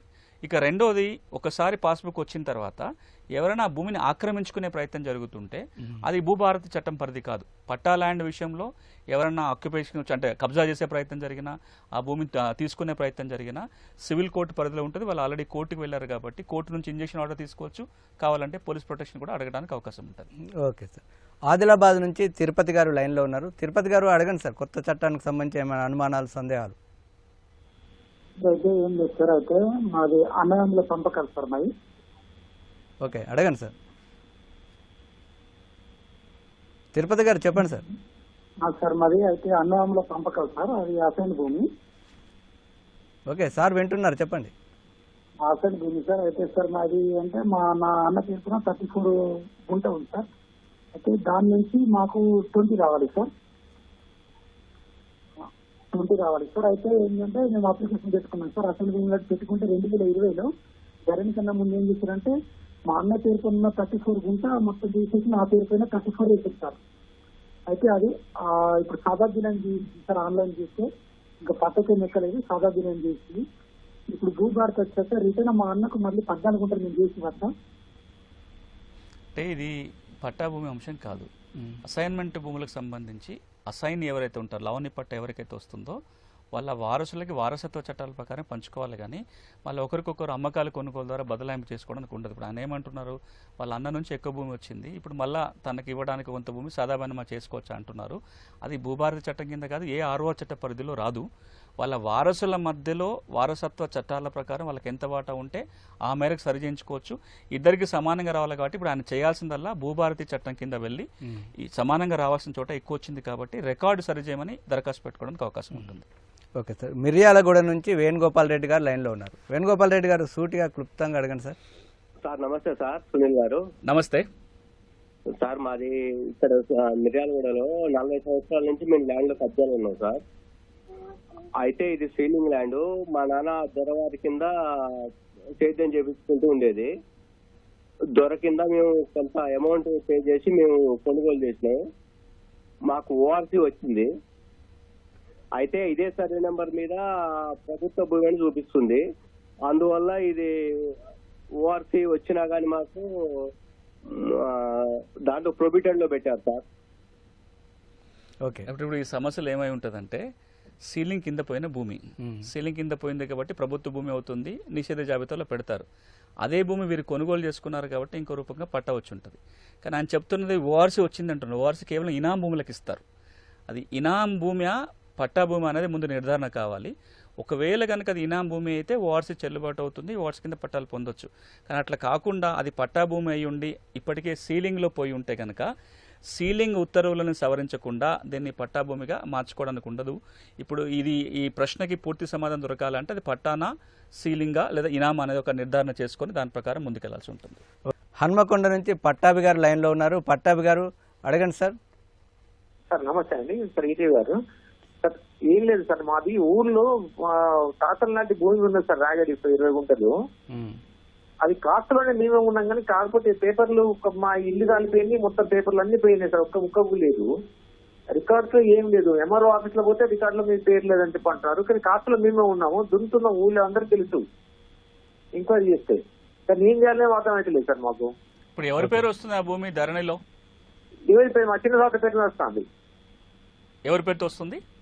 చిన్న తాత ఇంకో తాత పేరు వస్తుంది. ఓకే, ఇప్పుడు మీరు అంటే మీది ఒక్కడని కాదు, ఎక్కడైనా సరే వాస్తవంగా భూమి స్వాధీనంలో ఉండి రికార్డుల్లో గనక వేరే వాళ్ళ పేర్లు వచ్చినట్లయితే భూభారతి చట్టం వచ్చిన తర్వాత సెక్షన్ 4 సబ్సెక్షన్ 5 కింద దరఖాస్తు పెట్టుకోవడానికి అవకాశం ఉంటుంది. అది చాలా స్పష్టంగా చెప్పిన మాట ఏంటంటే ఎవరన్నా సెక్షన్ 4 సబ్సెక్షన్ 5 కింద అది ఎంఆర్ఓ దరఖాస్తు పెట్టాలా, ఆర్డీఓకా, కలెక్టర్కా అనేది రూల్స్ లో వస్తుంది. కానీ మీకు దరఖాస్తు పెట్టుకునే అవకాశం ఉంటుంది. మీకు చట్టబద్ధంగా భూమి అనుభవంలో ఉండి రికార్డుకి ఎక్కకపోయినా రికార్డులో వేరే పేర్లు ఉన్నా సవరించుకోవడం కోసం మీరు దరఖాస్తు పెట్టుకోవచ్చు. వాళ్ళు ఒకసారి ఫీల్డ్ ఎంజాయ్మెంట్ చేసి మీకు హక్కులున్న మాట వాస్తవమైతే రికార్డు సరిదిద్దడానికి అవకాశం ఉంటుంది. వారు ఇచ్చిన తీర్పు మీద ఒక లెవెల్ అప్పీల్కి పోవడానికి ఉంటుంది. ఈ 2 చోట్ల కూడా సంతృప్తి పొందకపోతే అప్పుడు సివిల్ కోర్టు కూడా వెళ్ళే అవకాశం ఉంటుంది. ఓకే సార్, ఆలేరు నుంచి చందు గారు లైన్లో ఉన్నారు. చందు గారు అడగండి సార్. సునీల్ కుమార్ గారిని. సార్ నమస్కారం సార్. నమస్తే సార్, ఇప్పుడు అమ్మకాలు కొనుగోలు వాటికి ఏమైనా మ్యాప్లు ఏమైనా పెడతారా ఈ భూభారతిలో? మరొకటి సార్, ఇంకొకటి 2.5 గుంటలు మేము ఒకటి రిజిస్ట్రేషన్ చేసుకున్నాం సార్. 2.5 గుంటలు సబ్ రిజిస్ట్రార్ గారి దగ్గర రిజిస్ట్రేషన్ చేసుకున్నాం సార్. దాన్ని మొటేషన్ చేసుకోకపోవడం వల్ల ఏమైందంటే ధరణిలో అతని పేరు రావడం వల్ల అతను మళ్ళీ భూమి మీదకి వస్తున్నాడు సార్. దానివల్ల పరిష్కారం ఏదని తెలుసుకోవడానికి కాల్ చేశాం సార్. ఇందులో వారు అడిగింది మొదటి చాలా కీలకమైన అంశం. ఈ మ్యాప్ చేస్తారనేది చాలా మంది నుంచి. అవును, ఇప్పటిదాకా ఏ ఆర్ఓఆర్ చట్టంలో కూడా మనకు 36లో ఉన్న ఆర్ఓఆర్ చట్టం నుంచి ఇప్పటిదాకా కూడా రిజిస్ట్రేషన్ కంటే ముందు లేదా మ్యూటేషన్ కంటే ముందు మ్యాప్ అడిగిన సందర్భం లేదు. మ్యూటేషన్ జరిగిన తర్వాత రెవెన్యూ రికార్డులు అమలు చేయడానికి కొంచెం సబ్ డివిజన్ చేసిన సందర్భాలు ఉన్నాయి. కానీ మొట్టమొదటిసారిగా భూభారతి చట్టం ఏమంటుందంటే ప్రభుత్వం నిర్దేశించిన తేదీ నుంచి రిజిస్ట్రేషన్ చేయించుకోవాలన్నా మ్యూటేషన్ చేయించుకోవాలన్నా రఫ్ మ్యాప్ లేదా సర్వే సబ్ డివిజన్ మ్యాప్ తప్పనిసరి ఉండాలి అని ఒక కండిషన్ పెట్టారు. అది వెంటనే అమల్లోకి రాదు, కొన్ని ఏర్పాట్లు జరిగిన తర్వాత వస్తుంది. ఇది పెట్టడానికి కారణం ఏంటంటే ఒకటే భూమి 2-3 సార్లు రిజిస్ట్రేషన్ జరిగిపోవటం, లేదా ఒక నంబర్ రిజిస్ట్రేషన్ చేసుకుంటూ ఇంకొక భూమిని చూపించటం, ఇట్లాంటి సమస్యలన్నీ పోవాలంటే ఇప్పుడు మనం ఎట్లయితే ప్లాట్లు కొనుక్కున్నప్పుడు సేడ్లీలో ఒక రఫ్ మ్యాప్ వేసుకుంటాం, దానికి 4 దిక్కులు వేసి ఒక రఫ్ మ్యాప్ తయారు చేసుకొని ఎన్ని గజాల్లో రాసుకుంటాం. అదేవిధంగా రేపు రిజిస్ట్రేషన్ దస్తావేజ్తో పాటుగా ఒక మ్యాప్, అదేవిధంగా మ్యూటేషన్కి వెళ్ళినప్పుడు మ్యూటేషన్ దరఖాస్తుతో పాటు ఒక మ్యాప్ ఉండాలి అని చెప్తుంది. ఎవరు చేయవచ్చు దీన్ని అంటే ఒక ఆలోచన ఏం జరుగుతుంది, లైసెన్స్ల సర్వేల సిస్టమ్ పెట్టుకోవచ్చు. రెగ్యులర్ సర్వేరే చేయాలని పని లేదు. ఇది లైసెన్స్ సర్వేలు కూడా తెలంగాణలో 1000 మంది పైగా ఉన్నారు, ఇంకొంతమందిని కూడా తీసుకోవచ్చు. లేదా ఇతరత్ర వేరే ఏర్పాట్లు చేయటమో లేదా రెగ్యులర్ సర్వేలు చేసుకోవటం, ఎవరో ఒక విధంగా ఈ రఫ్ మ్యాప్ని కంపల్సరీ చేయాలని ఆలోచన. అది ఇప్పుడే అమల్లోకి రాదు. అది రావాలి అంటే ప్రభుత్వం తగిన ఏర్పాట్లు చేసిన తర్వాతనే అమల్లోకి వస్తుంది. ఇక రెండో అంశం ఏంటంటే ఎప్పటి నుంచి అయితే ఇది అమల్లోకి వస్తుందో పాస్ పుస్తకంలో కూడా మ్యాప్ వస్తుంది. ఈ రోజున మనకున్న పట్టదారి పాస్ పుస్తకాలలో భూమి వివరాలు, యజమాని వివరాలు ఉంటాయి తప్ప భూమి పటం ఎక్కడ ఉండదు. కానీ రాబోయే రోజులలో పాస్ పుస్తకంలో పటం ఉంటుంది. ఇది రెండో మార్పు. ఇక మూడోది భూభారతి చట్టం ఏం చెప్తుందంటే ఇప్పుడు రిజిస్ట్రేషన్ జరిగితే ఒక సర్వే నెంబర్లో 4 ఎకరాల భూమి నాకుంది, అందులో 2 ఎకరాలు నేను మీకు అమ్మాను. అంటే ఈ సర్వే నెంబర్ 2 ముక్కలు చేయాలి. ఇప్పుడు దాన్ని 2 ముక్కలు వాస్తవంగా చేయకుండా నోషనల్ సబ్ డివిజన్ అయిపోతుంది. సపోజ్ సర్వే నెంబర్ 4 అనుకోండి, ఇప్పుడు మీకు అమ్మగానే నాది 4/1 అయిపోతుంది, మీది 4/2 అవుతుంది. మీ 2 ఎకరాల నుంచి మీరు ఇంకొక ఎకరం అమ్మగానే 4/2 అనే ఒక నోషనల్ నెంబర్లో వస్తున్నాయి తప్ప వాస్తవంగా మ్యాప్లలో సబ్ డివిజన్ జరగట్లా. భూభారతి చట్టం సెక్షన్ 13 ఏమంటదంటే రాబోయే రోజులలో మ్యూటేషన్ జరిగిన వెంటనే ఎక్కడెక్కడైతే సబ్ డివిజన్ జరగాలో సబ్ డివిజన్ రికార్డులో చేయాలి, మ్యాప్లో టీపన్లో కూడా మార్పులు చేయాలని చెప్తుంది. ఈ 3 గనక అమలు వస్తే భూమి హద్దులకి స్పష్టత వస్తుంది, డబుల్ రిజిస్ట్రేషన్లు ఆగిపోతాయి, గెట్టు పంచాయతీలు తగ్గడానికి కూడా ఇది అవకాశం ఇస్తుంది. మళ్ళొక్కసారి స్పష్టత ఏంటంటే ఏదైతే మ్యాప్ కంపల్సరీ అంటున్నారో వెంటనే అమలుకు రాదు, కొంతకాలం తర్వాత తగిన ఏర్పాట్ల తర్వాతనే అమల్లోకి వస్తుంది. ఓకే సార్, కాల్వ శ్రీరాంపూర్ నుంచి రాధాకృష్ణ గారు లైన్లో ఉన్నారు. రాధాకృష్ణ గారు చెప్పండి సార్. సార్ నమస్కారం సార్. నమస్తే. మా శ్రీరాంపూర్లో మా తాత పేరు మీద ఒక 5.5 ఎకరాల ల్యాండ్ ఉన్నది సార్. ఆయన చనిపోయిండు ఈ ధరణి రాకముందే. మా తాతకు 4 కొడుకులు మా నాన్న వాళ్ళు. అయితే మేము అప్పుడు పంచుకోలేదు సార్. పంచుకోకపోయేసరికి ఏమైందనంటే మేము దాన్ని మొటేషన్ కోసం అప్లై చేయలేదు. ఈ ధరణి వచ్చిన తర్వాత మేము అప్లై చేయకపోయేసరికి ఎల్ఆర్యూపీలో కొట్టలేదట సార్. దాని ఖాతా నెంబర్ 555 అచ్చుకుంటూ మరణించినారని వస్తుంది సార్ పట్టాదారు కాదు. ఇప్పుడు ధరణిలో చనిపోయిన పట్టదారు పేరు ఇంకా చూపిస్తుందా? చూపిస్తలేదు సార్, మరణించినారని వస్తుంది. పట్టదారు పేరు మరణించినారని వస్తుంది, తండ్రి పేరు మరణించినారని వస్తుంది, ఖాతా నెంబర్ వచ్చేసి 555 చూపిస్తుంది సార్. అంటే ఇందులో 2 అంశాలు ఉండొచ్చు. ఒకవేళ కనుక అది నోషనల్ ఖాతాకు వెళ్ళిపోతేనేమో అంటే ప్రభుత్వ ఖాతాలకు వెళ్తే అది సవరించుకున్న తర్వాతనే మ్యూటేషన్ అవుతుంది. అట్లా కాకుండా ఉంటే మీకు ఎవరైనా ఒక వారసుడు కూడా ఇప్పుడు కొత్త చట్టం వచ్చిన తర్వాత సెక్షన్ 6 ప్రకారం తహసీల్దార్కి దరఖాస్తు పెట్టుకోవచ్చు. వారసులందరికీ రికార్డులు ఎవరి పేర్లు ఉంటే వాళ్ళకి నోటీసులు ఇచ్చి తహసీల్దార్ ఒక ఉత్తర్వులు ఇచ్చి మీ పేరుతో మ్యూటేషన్ చేయడానికి ఉంటుంది. మీరు భూభారతి చట్టం వచ్చిన తర్వాత సెక్షన్ 6 ప్రకారం దరఖాస్తు పెట్టుకోండి. ఓకే, యాచారం నుంచి వంశీ గారు లైన్లో ఉన్నారు. వంశీ గారు అడగండి సార్. సార్ నమస్తే సార్, సునీల్ సార్ తో మాట్లాడాలి. నమస్తే, చెప్పండి. సునీల్ గారు సార్, మేము యాచారం మండలం సార్, చింతపట్ల విలేజ్ మా ల్యాండ్. హలో, మీరు చెప్పండి సార్. సార్ వింటున్నారు. అయితే మేము ల్యాండ్ కొన్నాం సార్. మేము ఎప్పుడు 2008 లో ల్యాండ్ కొన్నాం. Okay, continue. 7 ఎకరాల ల్యాండ్ కొన్నాం. హలో, ఓకే వంశీ గారు చెప్పండి, సార్ చెప్తారు మీకు ఆన్సర్. 7 ఎకరాల ల్యాండ్ కొన్నాము.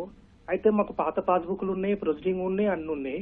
అయితే అప్పుడు కేసీఆర్ ఎంఎంలో ఉన్నప్పుడు భూ సర్వే చేసినప్పుడు మాకు 1B కూడా ఇచ్చారు. అయితే మాకు ఇప్పుడు కొత్త పాస్బుక్లు ఇవ్వమంటే కొత్త పాస్బుక్లు ఆపి ప్రోబిటెస్ లో ఎట్లా మన ల్యాండ్ పెట్టిరు. ఎందుకు అంటే భూదాన్ అని చెప్పి మాకు కొత్త పాస్బుక్లు ఆపిరు, మన ప్రభుత్వ ప్రోబిట్ లిస్ట్ లో పెట్టిరు. అయితే మేము ఇంత ముందుకు అప్లికేషన్ కూడా పెట్టుకున్నాం ధరణి. ఇలా ఎన్నిసార్లు పెట్టినా రిజెక్ట్ చేస్తారు సార్. అంటే మేము ఈ మండలంలో లీవ్ సంస్థ తరపున రెవెన్యూ శాఖ సహకారంతో 10 గ్రామాలలో పైలట్ కార్యక్రమం చేశాం. 10 గ్రామాలలో 2100 భూ సమస్యలు గుర్తించినాం. ఈ మండలంలో ఒక ప్రధానమైన సమస్య ఏంటంటే చాలా మందికి పట్టా భూములు ఉన్నాయి, పాత చట్టం కింద పట్టదారు పాస్ పుస్తకాలు ఉన్నాయి, కానీ ఇవన్నీ భూదాన భూములుగా నిషేధ జాబితాలకు వెళ్ళిపోయినాయి. అప్పటిదాకా అది పట్టా భూమి అనే వస్తుంది. 70వ దశకం నుంచి నిన్న మొన్నటి వరకు కూడా పట్టా భూమి అని వచ్చింది. కానీ భూదాన జాబితాలో ఈ నెంబర్లు ఉన్నాయనే ఉద్దేశంతో మొత్తం ప్రొబిటర్ లిస్టులో పెట్టారు. ప్రొబిటర్ లిస్టులో ఉంది కాబట్టి వీళ్ళకి పాస్ పుస్తకాలు నిలుపుదల చేశారు. ఇప్పుడు ఈ సమస్య పరిష్కారం కావాలంటే భూదాన భూముల జాబితా ప్రకారం ముందు రెవెన్యూ రికార్డు ప్రక్షాళన జరగాలి. అది నిజంగా భూదాన కాదా, భూదాన కాకుండా కూడా రెవెన్యూ రికార్డులో భూదాన వచ్చిన సందర్భాలు బోలెడు ఉన్నాయి. సో భూదాన భూములతో రికన్సిలేషన్ జరగాలి. ఇప్పుడు వీరు ఏం చేయొచ్చు అంటే కొత్త చట్టం వచ్చిన తర్వాత రికార్డ్ కరెక్షన్కి దరఖాస్తు పెట్టుకునే అవకాశం ఉంది కాబట్టి సెక్షన్ 4 కింద వాళ్ళు అప్పీల్ చేసుకోవచ్చు. బట్ మీరు యాచారం మండల ప్రస్తావన వచ్చింది కాబట్టి రెవెన్యూ శాఖ ఇదో పైలట్గా తీసుకున్న ఒక మండలం, నాగార్జున సాగర్లో ఒక మండలము, రంగారెడ్డి జిల్లా యాచారంలో ఒక పైలట్ మండలం ఉంది. ఈ పైలట్ మండలంలో ఒక మా దృష్టికి వచ్చిన అంశం ఏంటంటే ఈ 2000 మందిలో 560 మందికి పాత పుస్తకాలు ఉన్నాయి, ధరణి పాస్ పుస్తకాలు రాలేదు. హక్కులు అంతమంది ఇబ్బంది పడుతున్నారు. అలాంటి వాళ్ళందరికీ కూడా రాబోయే రోజుల ప్రభుత్వం మళ్ళా ఫిజికల్గా దరఖాస్తులు తీసుకొని రెవెన్యూ సదస్సులు పెట్టి పరిష్కారం చేసే ఆలోచన చేస్తున్నట్టుగా చెప్తుంది. కాబట్టి ప్రభుత్వానికి నేను కూడా కోరుకునేది ఏంటంటే వీళ్ళందరూ కంప్యూటర్ల ద్వారా దరఖాస్తు పెట్టుకోలేరు, అందరూ కార్యాలయాల చుట్టూ తిరగలేరు. కాబట్టి ఈ చట్టం అమల్లోకి రాగానే ఒకసారి గ్రామాలలో మళ్ళీ మాన్యువల్గా దరఖాస్తులు తీసుకొని ఒక రౌండ్ కనుక రెవెన్యూ సదస్సులు నిర్వహించగలిగితే ఇప్పుడు మనం మాట్లాడుతున్న చాలా సమస్యల్లో 80-90% సమస్యలని గ్రామ స్థాయిలోనే పరిష్కారం చేయడానికి అవకాశం ఉంటుంది. మంచి సూచన సార్. పెద్దపల్లి నుంచి సుదర్శన్ రెడ్డి గారు లైన్లో ఉన్నారు. సుదర్శన్ రెడ్డి గారు కొత్త చట్టానికి సంబంధించి ఏమైనా డౌట్స్ ఉంటే అడగండి సార్. అడుగుతాను, చెప్పండి సార్. నమస్తే అండి. నమస్తే, చెప్పండి. సుదర్శన్ రెడ్డి గారు చెప్పండి సార్. నమస్తే సార్.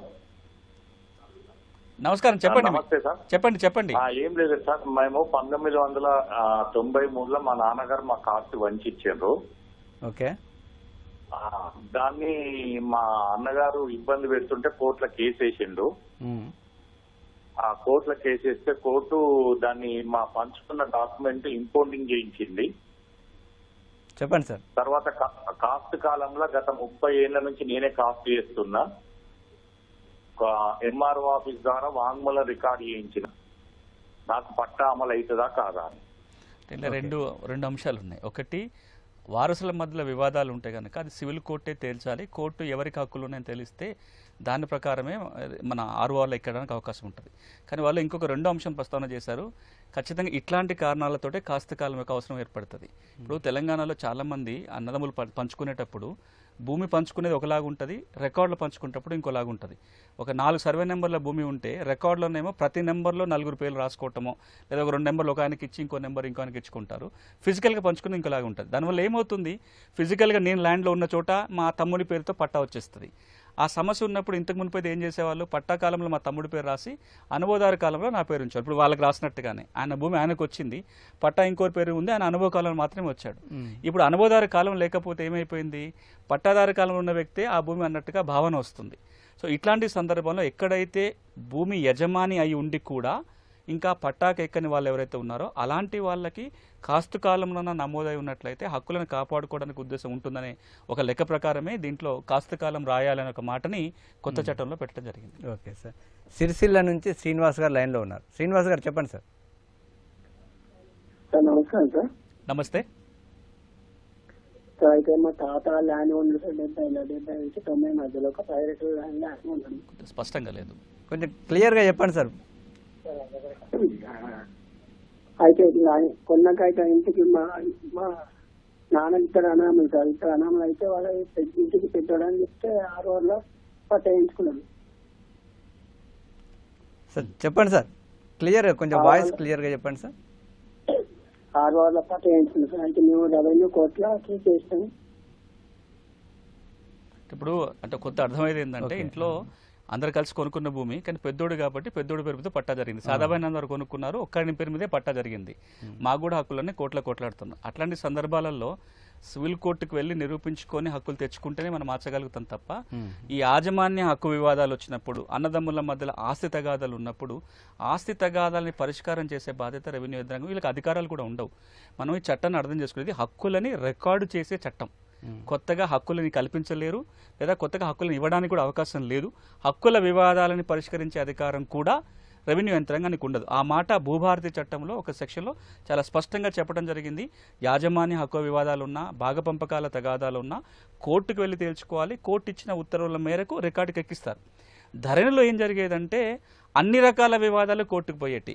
సార్ నా పేరు తప్పుపడినా నేను కోర్టుకు వెళ్ళాలి, ప్రతికి వెళ్ళాలి. అంటే రికార్డుల పొరపాట్లు కూడా కోర్టుకు వెళ్ళాలని ధరణి చెప్తుంది. భూభారతి ఏం చెప్తుందంటే రికార్డుల పొరపాట్లకి మీరు కోర్టు మెట్టెక్కాల్సిన పని లేదు, అది రెవెన్యూ యంత్రాంగం పరిష్కారం చేస్తుంది. కానీ యాజమాన్య హక్కు వివాదం ఉంటే మాత్రం కోర్టుకు వెళ్లాల్సిందే అంటుంది భూభారతి చట్టం. ఓకే. హన్మకొండ నుంచి యాదగిరి గారు లైన్లో. యాదగిరి గారు అడగండి సార్. సార్ నమస్తే సార్. నమస్తే. నేను 2007లో పేదా బైనామా ద్వారా ఒక భూమి కొనుక్కున్నా సార్. 8 ఎకరాలు సార్. అది ధరణి తర్వాత ఏమైంది, నా సాదా బైనామా అట్లా ఉంది, అది పట్టదారి పేరు మీద ఉండేది సార్. ధరణి తర్వాత పట్టదారి పేరు మీద లేదు, మధ్యలో వచ్చి దాని ధరణి పేరు మీద ట్రాన్స్ఫర్ అయిపోయింది సార్. నేను దాన్ని ఏమన్నా కంప్లైంట్ చేద్దామంటే నాకు ఎటువంటి సోర్స్ దొరుకుతుంది సార్. ఆ భూమి మీరు సాదా బైనామా దరఖాస్తు ఏదైనా పెట్టించారా, పెండింగ్ లో ఉందా? సాదా బైనామా దరఖాస్తు పెట్టి ఉంటున్నాం సార్, కానీ మండలం మారిపోయింది సార్. అది ఏదైనా కానీ సాదా బైనామా దరఖాస్తు 2020లో మీరు ఏమన్నా ఆన్లైన్ లో దరఖాస్తు పెట్టారా? పెట్టలేదు సార్. పెట్టలేదు సార్. ఇప్పుడు పెట్టకపోతే ఒకవేళ కనుక 2020లో దరఖాస్తు పెట్టి ఉంటే ఇప్పుడు ఆర్డీఓ వీటన్నిటిని విచారించి రికార్డుల పట్టదారు మారిపోయినా విచారణ చేసి జెన్యున్గా ఉంటే పట్టా ఇవ్వచ్చు. కానీ కొత్తగా దరఖాస్తు పెట్టడానికి లేదు, ఇప్పుడు కోర్టుకు వెళ్లాల్సిందే. వారు ఇంకొక మాట కూడా అన్నారు, అది పట్టణ ప్రాంతం పరిధిలోకి వచ్చి ఉంటుంది. సాదా బైనామాలు ఎక్కడ చేయడానికి అవకాశం ఉంటుంది? గ్రామీణ ప్రాంతంలోని వ్యవసాయ భూమిని 2014 జూన్ 2 కంటే ముందు చిన్న సన్నకారు రైతు కొనుగోలు చేస్తేనే సాదా బైనామా. ఈ 3-4 షరతులు ఉన్నాయి. కట్ ఆఫ్ డేట్ ఏమో June 2, 2014. ఆ భూమి గ్రామీణ ప్రాంతంలో ఉన్న వ్యవసాయ భూమి అయి ఉండాలి, కొనుగోలుదారుడేమో చిన్న సన్నకారు రైతు ఉండాలి. ఈ మూడిట్లో ఏ కండిషన్ వర్తించకపోయినా రేపు ఆర్డీఓ గారు కూడా ఏం చేయడానికి ఉండదు. వీరి కేసులో అది పట్టణ ప్రాంతం పరిధిలోకి వస్తుంది, దరఖాస్తు కూడా లేదు కాబట్టి సివిల్ కోర్టులో టైటిల్ సూట్ వేసుకొని కోర్టు ఉత్తర్వులు తెచ్చుకోవాల్సిందే. ఓకే, జోగులాంబ గద్వాల నుంచి నాగభూషణ్ రెడ్డి గారు లైన్లో ఉన్నారు. నాగభూషణ్ రెడ్డి గారు చెప్పండి సార్. నమస్తే సార్. చెప్పండి నమస్తే. నమస్తే చెప్పండి సార్. మాది ఇక్కడ భూమి మా తాత చేస్తున్నాడు, 40 ఎకరాల భూమి. ఇనాం భూమి చేస్తుంటే దాన్ని మాకు ఓఆర్సీ ఇచ్చినారు సార్ నలుగురు మా నాయనోళ్ళకి. ఆ ఇనాం భూమిని ఇప్పుడు వాళ్ళు ఒకరొకరు 10 ఎకరాలు చేసినారు మా నాయనోళ్ళకి. ఇనాం భూమి ఇచ్చిన 9 రోజులకి మార్చి 78లో మాకు ఇచ్చినారు సార్. అది మార్చి 1కి ఇచ్చినారు ఓఆర్సీ. మార్చి 10కి కొన్నామన్నట్టు 250 ఎకరాల భూస్వాములు తీసుకున్నారు సార్ దాన్ని ల్యాండ్. ఇప్పుడు భూమి ఎవరి చేతిలో ఉంది? భూమి ఇప్పుడు వాళ్ళ చేతిలోనే ఉంది సార్. మా ఓఆర్ వాళ్ళ పట్టదారులు మా నాయన వాళ్ళే. ఓఆర్సీ మా పేరు మీదే ఉంది. ఇప్పుడు ప్రజెంట్ ఈసీ తీస్తే మా పేరు మీదే ఉంది. మళ్ళా 2014 మేము చేసే భూమి కూడా మళ్ళా దగ్గర ఎక్కించుకున్నారు సార్ వాళ్ళు. ఇలా 2 అంశాలు ఉంటాయి. అది ఇనాం భూమి. ఇనాం భూమికి ఒకసారి ఓఆర్సీ అంటే ఆక్యుపెన్సీ రైట్ సర్టిఫికేట్ అంటాం. ఇనాముల రద్దు చట్టం కింద ఇచ్చే సర్టిఫికేట్. ఆ సర్టిఫికేట్ ఎవరికి వస్తే ఇంకా ఆ భూమికి వాళ్ళ యజమానుల కింద లెక్క పూర్తి పట్టా హక్కులు వస్తాయి. ఓఆర్సీ ఆధారంగా 6 వారాల నమోదు చేసుకోవడానికి ఉండే. ధరణిలో ఒక చిక్కు ఏమొచ్చిందంటే ఓఆర్సీ ఉన్న వాళ్ళకి ధరణిలో నమోదు చేసుకొని పాస్బుక్లు ఇచ్చడానికి ఇబ్బందులు ఉన్నాయి. ఆ ప్రొవిజన్ లేకుండా ఉండే. భూభారతి చట్టం ఏమంటుందంటే అది ఓఆర్సీ కావచ్చు, 3080 కావచ్చు, 13B కావచ్చు, ఇంకొక 12 రకాల కోర్టు ఆర్డర్ కావచ్చు, ఈ వచ్చిన భూములన్నిటి కూడా ఆర్డీఓ రికార్డుకి ఎక్కించి పాస్బుక్ ఇచ్చే అవకాశం ఉంది. ఇది ఒక అంశం అయితే. రెండోది, వాళ్ళకి ఓఆర్సీ ఉంది కానీ భూమి వారి స్వాధీనం లేదు. భూమి స్వాధీనం లేకపోతే అది పట్టాభూమి వివాదమే అవుతుంది. భూభారతి చట్టం కింద భూమి తిరిగి అప్పగించే అధికారం రెవెన్యూ అధికారులకు ఉండదు కాబట్టి వాళ్ళ చేతిలో ఉన్న ఓఆర్సీ ఇతర కాగితాలు పెట్టుకొని రికవరీ ఆఫ్ పొజిషన్కి సివిల్ కోర్టులో కేసు వేసుకుంటే కోర్టు ద్వారానే పొజిషన్ రికవరీ చేసుకోవడానికి అవకాశం ఉంటుంది. కానీ భూభారతి చట్టం కింద పొజిషన్ రికవరీ సాధ్యపడుతుంది. ఓకే, హైదరాబాద్ నుంచి నరేంద్ర గారు లైన్లో ఉన్నారు. నరేంద్ర గారు, సునీల్ కుమార్ గారిని అడగండి. Sir good evening sir. నా పేరు నరేంద్ర అండి. గుడ్ ఈవినింగ్, చెప్పండి. మాకున్న సమస్య ఏంటంటే 2017 తర్వాత ధరణి ఇది సర్వేస్ చేసిన తర్వాత 2020లో మాకు యాక్చువల్ సర్వే నెంబర్లు 329/4 నుంచి 10 వరకు సబ్ సర్వే నెంబర్లు 100 ఎకరాల 6 గుంటలు సార్. ఇది హైదరాబాద్ గాజుల రామారం మహదేవపురం కాలనీ. ఇది జీపీ లేఅవుట్ సార్. ఇది దాన్ని 329/11, 12, 13, 14, 15, 16 గా నమోదు చేశారు. చెప్పండి సార్. దీనివల్ల ఏమైతుందంటే దీనివల్ల సర్వే చేసినప్పుడు కూడా దీన్ని ప్రొహిబిటెడ్ కింద పెట్టారు. ఓకే, ప్రొహిబిటెడ్ నిషేధ జాబితా కింద పెట్టారు. మాకు ప్రజెంట్ అయితే హైకోర్టు డబుల్ బెంచ్ ఆర్డర్ నుంచి పర్మిషన్స్ వస్తున్నాయి. GHMC permissions. ఇది వచ్చేసి జీపీ లేఅవుట్ సార్. ఇది ఇప్పుడు దీంట్లో 2 అంశాలు. ఒకటి, అది non agriculture land, agriculture land కాదు. ధరణి చట్టం కేవలం వ్యవసాయ భూములకే వర్తిస్తుంది. ఒకసారి నాన్ అగ్రికల్చర్ అయింది అంటే సబ్ రిజిస్టార్ పరిధిలోకి వస్తుంది. దానికి రికార్డు దీంట్లో మెయింటైన్ చేయరు. కానీ ఇప్పుడు కొత్తగా భూభారతి చట్టం ఏమంటుందంటే మొట్టమొదటిసారి వ్యవసాయ భూములకు హక్కుల రికార్డుతో పాటుగా వ్యవసాయేతర భూములకి, ఆబాది గ్రామకంఠం భూములకు కూడా ప్రత్యేకమైన 6 వారు రూపొందించబోతున్నారు. సో ఇప్పటికిప్పుడు అది కాకపోయినా రాబోయే రోజులలో వ్యవసాయ భూములకి 6 వారు ఎట్లయితే ఉంటుందో ఆబాది గ్రామకంఠాలు 11,000 రెవెన్యూ గ్రామాలలో ఆబాదీలు ఉన్నాయి. ఆబాదీలకి రికార్డు రాబోతుంది. నాన్ అగ్రికల్చర్ ల్యాండ్ కూడా నమోదు చేసి సరి చేయడానికి అవకాశం ఉంటుంది. అట్లాంటప్పుడు ఇట్లాంటి సమస్యలకు కొలిక్ వస్తాయి. ఇక రెండో అంశం ఏంటంటే ఈ నాన్ అగ్రికల్చర్ ల్యాండ్కి వచ్చినప్పుడు కూడా రీసర్వే చేయాలనే ఆలోచన కూడా ప్రభుత్వం చేస్తుంది. కాబట్టి వ్యవసాయ భూమి కానీ ఇతర భూములు రీసర్వే చేసినప్పుడు ఈ సర్వే నెంబర్ల ఇష్యూస్, బౌండరీ ఇష్యూస్ పోతాయి. అందుకోసమే భూభారతి చట్టంలో ప్రతి భూ కమతానికి ఒక ప్రత్యేక గుర్తింపు సంఖ్య ఇవ్వాలి. భూదార్ పేరుతోటి ప్రతి కమతానికి ఒక ప్రత్యేక గుర్తింపు సంఖ్య, ప్రతి భూ యజమానికి ఒక భూదార్ కార్డు. ఇది మొట్టమొదటిసారి ఇచ్చే ప్రయత్నం జరగబోతుంది. అదేవిధంగా గ్రామ కంఠాలకు, ఆబాదీలకి సెక్షన్ 4 కింద ప్రత్యేకమైన 6 వారు తయారు చేయాలనే ఒక ఆదేశాలు కూడా దాంట్లో ఉన్నాయి. ఈ 2 నియమాలు కనుక అమలు జరిగితే ఇట్లాంటి సమస్యలన్నిటికీ పరిష్కారం. ఇప్పుడు ఈ భూదార్ కార్డు, పట్టా పాస్ పుస్తకం ఒకటేనా? ఆ భూదార్ కార్డుతో పాటు పట్టా పాస్ పుస్తకం కూడా కొనసాగుతాయి. ఈ పట్టా పాస్ పుస్తకాలు కొనసాగుతాయి. ఒక మాట మనం అర్థం చేసుకోవాల్సింది ఏంటంటే ఈ రోజున ఒక భూమికి ఉన్న ఐడెంటిటీ ఏంటి? దాని సర్వే నెంబరు లేదా సబ్ డివిజన్ నెంబరు. ఆ సర్వే నెంబర్ చెప్తే మనం వాస్తవంగా పోయి భూమిని గుర్తించే పరిస్థితి లేదు, ఎందుకంటే అది లాంగిట్యూడ్ లాటిట్యూడ్ ఫిక్స్ అయ్యి లేదు. నేను ఈ రోజున ఈటీవీ స్టూడియోకి వచ్చాను, గూగుల్లో పెడితే మా ఇంటి నుంచి ఇక్కడ ఆఫీస్కి రాగలుగుతాను నేను. అదే మీరు పలానా సర్వే నెంబర్ 4 అంటే గుర్తించడంలో ఇబ్బంది ఉంటుంది. కేంద్ర ప్రభుత్వం ఏం చెప్తుంది అంటే ప్రతి భూకమతానికి భారతదేశం మొత్తంలో యుఎల్ పిన్ ఇవ్వాలి అంటుంది, unique land parcel identification number. అది ఇవ్వటం కోసం ఇందులో నియమం ఉంటుంది. సర్వే నెంబర్ స్థానంలో ప్రత్యేక గుర్తింపు సంఖ్య వస్తుంది. అదేవిధంగా భూ యజమానికి పట్టాదారు పాస్బుక్తో పాటుగా భూదారు కార్డు ఇవ్వబోతున్నారు. ఇప్పుడు మనకి ఎట్లయితే ఆధార్ కార్డు, ఆధార్ నెంబర్ కొట్టగానే సమస్త సమాచారం ఒక చోట చూసుకోవడానికి ఉంటుందో, రేపు కనుక భూధార్ కార్డు కనుక వచ్చి ఉన్నట్లయితే ఆ భూమి సమాచారం అంతా ఒక చోట ఉంటుంది. చాలా వరకు వివాదాలు తగ్గడానికి ఉంటాయనే ఉద్దేశంతో ఈ నియమం పెట్టారు. ఈ భూధార్ కార్డు కూడా 2 రకాలు ఉన్నాయి, temporary Bhudhaar card, permanent Bhudhaar card. Temporary Bhudhaar card ఎప్పుడు ఇస్తారంటే ఉన్న రికార్డులన్నీ పరిశీలించి అన్ని సక్రమంగా ఉన్నాయని తేలితే టెంపరీ భూధార్ కార్డు వస్తుంది. రేపు తెలంగాణ ప్రభుత్వం రీసర్వే చేస్తే రీసర్వే తర్వాత పర్మనెంట్ భూధార్ కార్డు వస్తుంది. ఓకే, మెదక్ నుంచి రాము గారు లైన్లో ఉన్నారు. రాము గారు అడగండి సార్. సార్ నమస్కారం సార్, భూమి సునీల్ గారు. నమస్తే సార్. ముందుగా కృతజ్ఞత సార్, కొత్త భారతి చట్టం 6 మీరు ముఖ్య భూమిక పోషించినందుకు, ప్రభుత్వం మిమ్మల్ని ఆహ్వానించినందుకు. అయితే సార్ మీరు చాలా సందర్భాల్లో చెప్పింది ఏంటంటే మనకు భూ సమస్యలు అన్నిటికి కూడా పరిష్కారం కావాలంటే ముందుగా సమగ్ర భూ సర్వే ఒకటి జరగాలి. అక్కడ ఏపీలో కూడా జగన్ ప్రభుత్వం అప్పుడు స్టార్ట్ చేసింది. కేసీఆర్ గారు కూడా 18-19 లో సమగ్ర భూ సర్వే చేస్తాము, ఇంచు ఒక్కొక్క అక్షాంశ రేఖతో గుర్తించి మేము హద్దులు నిర్ణయిస్తామన్నారు. సార్ ఇప్పుడు కొత్త చట్టంలో ఎక్కడ కూడా మనకు సమగ్ర భూ సర్వే చేస్తామని కానీ సీఎం గారు కానీ అసెంబ్లీలో ఎక్కడ ఎవరు కూడా ప్రస్తావించలేరు. దాని గురించి చెప్పండి. సర్వేకి సంబంధించి ఒక స్పష్టమైన నియమం సెక్షన్ 4లో ఇప్పుడు ఆర్ఓఆర్ వచ్చిన తర్వాత ఒకసారి రికార్డు తయారు చేసుకునే ఒకటి ఉంటుంది, ఒకసారి రికార్డు తయారైపోయిన తర్వాత జరిగే మ్యూటేషన్స్ రిజిస్ట్రేషన్ వేరే అంశం. మనం ఇప్పటిదాకా మనము ఒకసారి రికార్డులు వచ్చిన తర్వాత రిజిస్ట్రేషన్ ఎట్లా, మ్యూటేషన్స్ ఎట్లా, లేదా ఒకసారి తయారైన రికార్డుల తప్పుల గురించి మాట్లాడుకున్నాం. దీంతో పాటుగా భూభారతి చట్టం సెక్షన్ 4లో ఇంకొక 2 అదనపు మాటలు ఉన్నాయి. ఒకటి, ఇప్పుడు ధరణిలో ఉన్న తప్పుల సవరణ కోసం ప్రత్యేకమైన కార్యక్రమం, భూరికాళ్ల ప్రక్షాళన లాంటి కార్యక్రమం చేపట్టి రికార్డుల తప్పులన్నింటినీ సవరించాలని ఒక నియమం ఉంది. రాబోయే రోజులలో రీసర్వే చేసి రీసర్వే ఆధారంగా కొత్త హక్కుల రికార్డును కూడా రూపొందించుకోవచ్చు అని చెప్పి నియమం ఉంది. అంటే సర్వేకి ఇది ఒక అవకాశం కల్పిస్తుంది. సర్వే చేసి కొత్త రికార్డు రాయమని కూడా చట్టంలో పొందుపరిచింది. కానీ సర్వే జరగాలంటే ఏ చట్టం కింద జరగాలి? సర్వే బౌండరీ చట్టం కింద జరగాలి, 1923లో ఉన్న చట్టం కింద జరగాలి. ఇప్పటికే కేంద్ర ప్రభుత్వం నిధులు ఇస్తానంటుంది, 567 కోట్లు అవుతున్న ఎస్టిమేట్ చేశారు. ఆ హౌజ్లో కూడా గౌరవ రెవెన్యూ మంత్రి గారు మాట్లాడుతూ అన్నారు, కొంత ఇబ్బంది అయినా సరే మేము ఎంజాయ్మెంట్ సర్వే చేస్తామని వారు ప్రకటించారు. కాబట్టి రాబోయే రోజులలో ఒకసారి రికార్డ్ సెట్ రైట్ అయిన తర్వాత తెలంగాణ రాష్ట్ర ప్రభుత్వం సర్వే కూడా మొదలు పెడుతుందని ఆశిస్తున్నాం. ఓకే, దుబ్బాక నుంచి మధు గారు సునీల్ గారిని అడగండి sir. Good evening sir. Good evening sir, Madhu Dubbaka sir. చెప్పండి సార్. 2018లో తెలంగాణ రాష్ట్రంలో మండల వారీగా గ్రామాలలో సాదాబాయినమ ద్వారా కొనుగోలు చేసినటువంటి భూమిని పిఓటి ద్వారా చేశారు సార్, పంచనామా చేసి.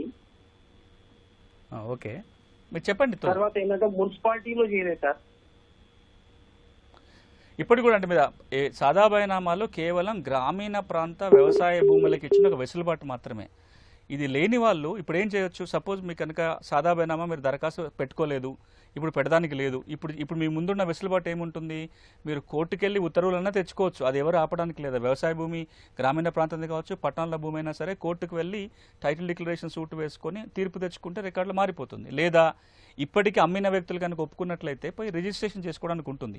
ఈ సాదా బైనామాలు అన్నది కేవలము చిన్న సన్నకారు రైతులకి ఆర్థికంగా భారం పడకుండా, వాళ్ళ కోర్టు చుట్టూ తిరగకుండా కొంత వెసులుబాటు కల్పించడం కోసం తాత్కాలికంగా పెట్టిన ఒక నియమం. ఎప్పుడు పెట్టారు తాత్కాలికంగా? 1989లో తాత్కాలికంగా పెట్టిన నియమం కాస్త 2024 వచ్చినా కొనసాగించుకుంటూ రావాల్సి వచ్చింది. ఎందుకు అంటే ఇప్పటికి కూడా ఎప్పుడో కొనుక్కున్న చిన్న సన్నకారు రైతులు ఇంకా రికార్డుకి ఎక్కకుండా ఉన్నారు. కాబట్టి వాళ్లకు మేలు చేయడం కోసం ఉద్దేశించింది తప్ప ఇతరత్ర పట్టణ ప్రాంతంలో ఉన్న భూములకు కావచ్చు, నాన్ అగ్రికల్చర్ ల్యాండ్ కావచ్చు, ఇది ఉద్దేశించింది కాదు. ఓకే, మీరు చాలా మంది కాలర్స్కి చెప్తున్నప్పుడు రూల్స్ ఫ్రేమ్ కావాల్సి ఉంది అంటున్నారు. అంటే ఈ రూల్స్ ఎప్పుడు ఫ్రేమ్ అవుతాయి? ఇప్పటికీ అసలు ఈ కొత్తగా అంటే భూభారతి పూర్తి స్థాయిలో ఎప్పుడు అందుబాటులోకి వస్తుంది? భూభారతి చట్టం వచ్చింది, దాని కింద నియమాలు రావాలి. ధరణి చట్టం వచ్చిన తర్వాత నియమాలు రాకుండానే చట్టం అమల్లోకి వచ్చింది, సర్క్యులర్ ద్వారా అమల్లోకి వచ్చింది. ఇప్పుడు ప్రభుత్వం ఏం చెప్తుందంటే చట్టం ఇప్పుడు ఆమోదం పొందింది, గవర్నర్ గారి సంతకం అయిపోయిన తర్వాత ఆ చట్టం పూర్తి షేప్లో వచ్చేస్తుంది. కానీ ఆ చట్టం కింద నియమాలు కూడా రావాలి. రాబోయే 2 నెలల కాలంలో నియమాలు కూడా పూర్తి చేసుకొని దానికి అనుగుణంగా సాఫ్ట్వేర్లో కూడా మార్పులు చేసుకోవాల్సి వస్తుంది. కాబట్టి అవన్నీ చేసుకొని రాబోయే 1-2 నెలల్లోనే చట్టాన్ని పూర్తిగా అమలు చేస్తామని ప్రభుత్వం ప్రకటించింది.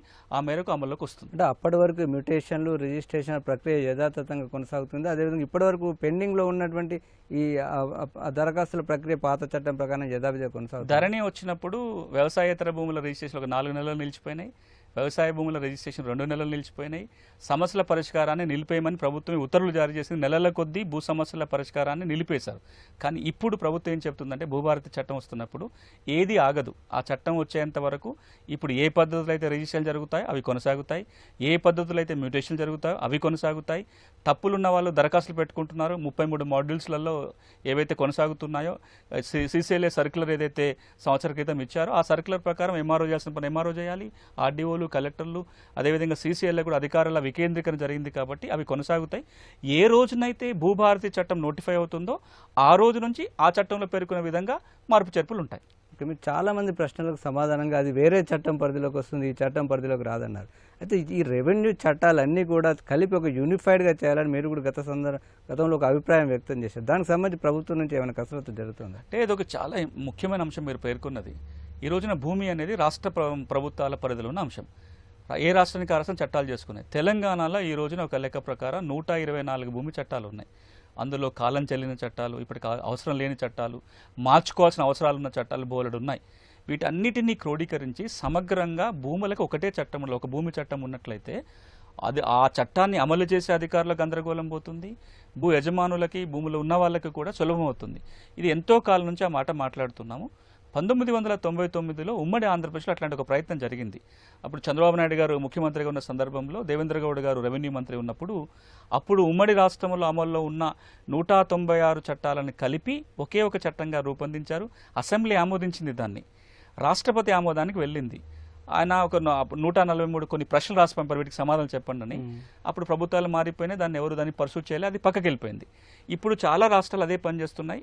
ఉత్తరప్రదేశ్ రాష్ట్రం 2016లో వాళ్ళకున్న అన్ని చట్టాలు కలిపి సమగ్రంగా ఉత్తరప్రదేశ్ రెవెన్యూ కోడ్ పేరుతో ఒకటే చట్టం తెచ్చుకుంది. ఒరిస్సా నిన్న మొన్న ఆఫీసర్ల కమిటీ వేసుకున్నారు ఒక చట్టం రూపొందించుకోవడానికి. చాలా రాష్ట్రాలు ఆ విధంగా ప్రయాణం చేస్తున్నాయి. కాబట్టి తెలంగాణ వచ్చిన కొత్తలో కూడా నల్సార్ యూనివర్సిటీకి ఆ బాధ్యత ఇచ్చింది అప్పుడున్న ప్రభుత్వం. చట్టాలను అధ్యయనం చేసి ఏవి ఉంచాలి, ఏవి తొలగించాలి అనే ఒక రిపోర్ట్ అడిగితే నేను కూడా అందులో భాగం చేసుకున్నా. నేను ఒక ప్రధాన పాత్ర పోషించాను. మేము ఇచ్చిన సిఫార్సు కూడా ఏంటంటే అన్ని చట్టాలు కలిపి ఒకటే చట్టం చేసుకోండి అని చెప్పాం. అది చేయలేదు. ఇప్పటికైనా సరే రాష్ట్ర ప్రభుత్వం ఉన్న అన్ని చట్టాలను కలిపి ఒకే ఒక భూమి చట్టంగా రూపొందించినట్లయితే మేలు జరుగుతుంది. ఈ మేరకు ఇంతకు మునిపే గౌరవ రెవెన్యూ మంత్రి గారు కూడా ఒక మాట అన్నారు, మా ప్రస్తుతం మాట్లాడేటప్పుడు అన్నారు, హౌస్లో కూడా అన్నారు, అన్ని చట్టాలు కలిపి ఒకే చట్టం చేస్తామని. అలాంటి చట్టం రావాలని కోరుకుంటున్నాం. Okay, thank you sir, thank you. ఇది అంటే కొత్త చట్టం ద్వారా ఇప్పుడు ఉన్నటువంటి చాలా సమస్యలకు పరిష్కారం అవుతుందని సునీల్ కుమార్ గారు అదేవిధంగా ప్రభుత్వం కూడా భావిస్తుంది. అదేవిధంగా కొత్త చట్టం అమల్లోకి వచ్చిన తర్వాత అనేక అంశాలకు సంబంధించి కూడా ఇంకా రూల్స్ ఫ్రేమ్ అయిన తర్వాత వీటిపైన మరింత స్పష్టత వచ్చే అవకాశం ఉంది.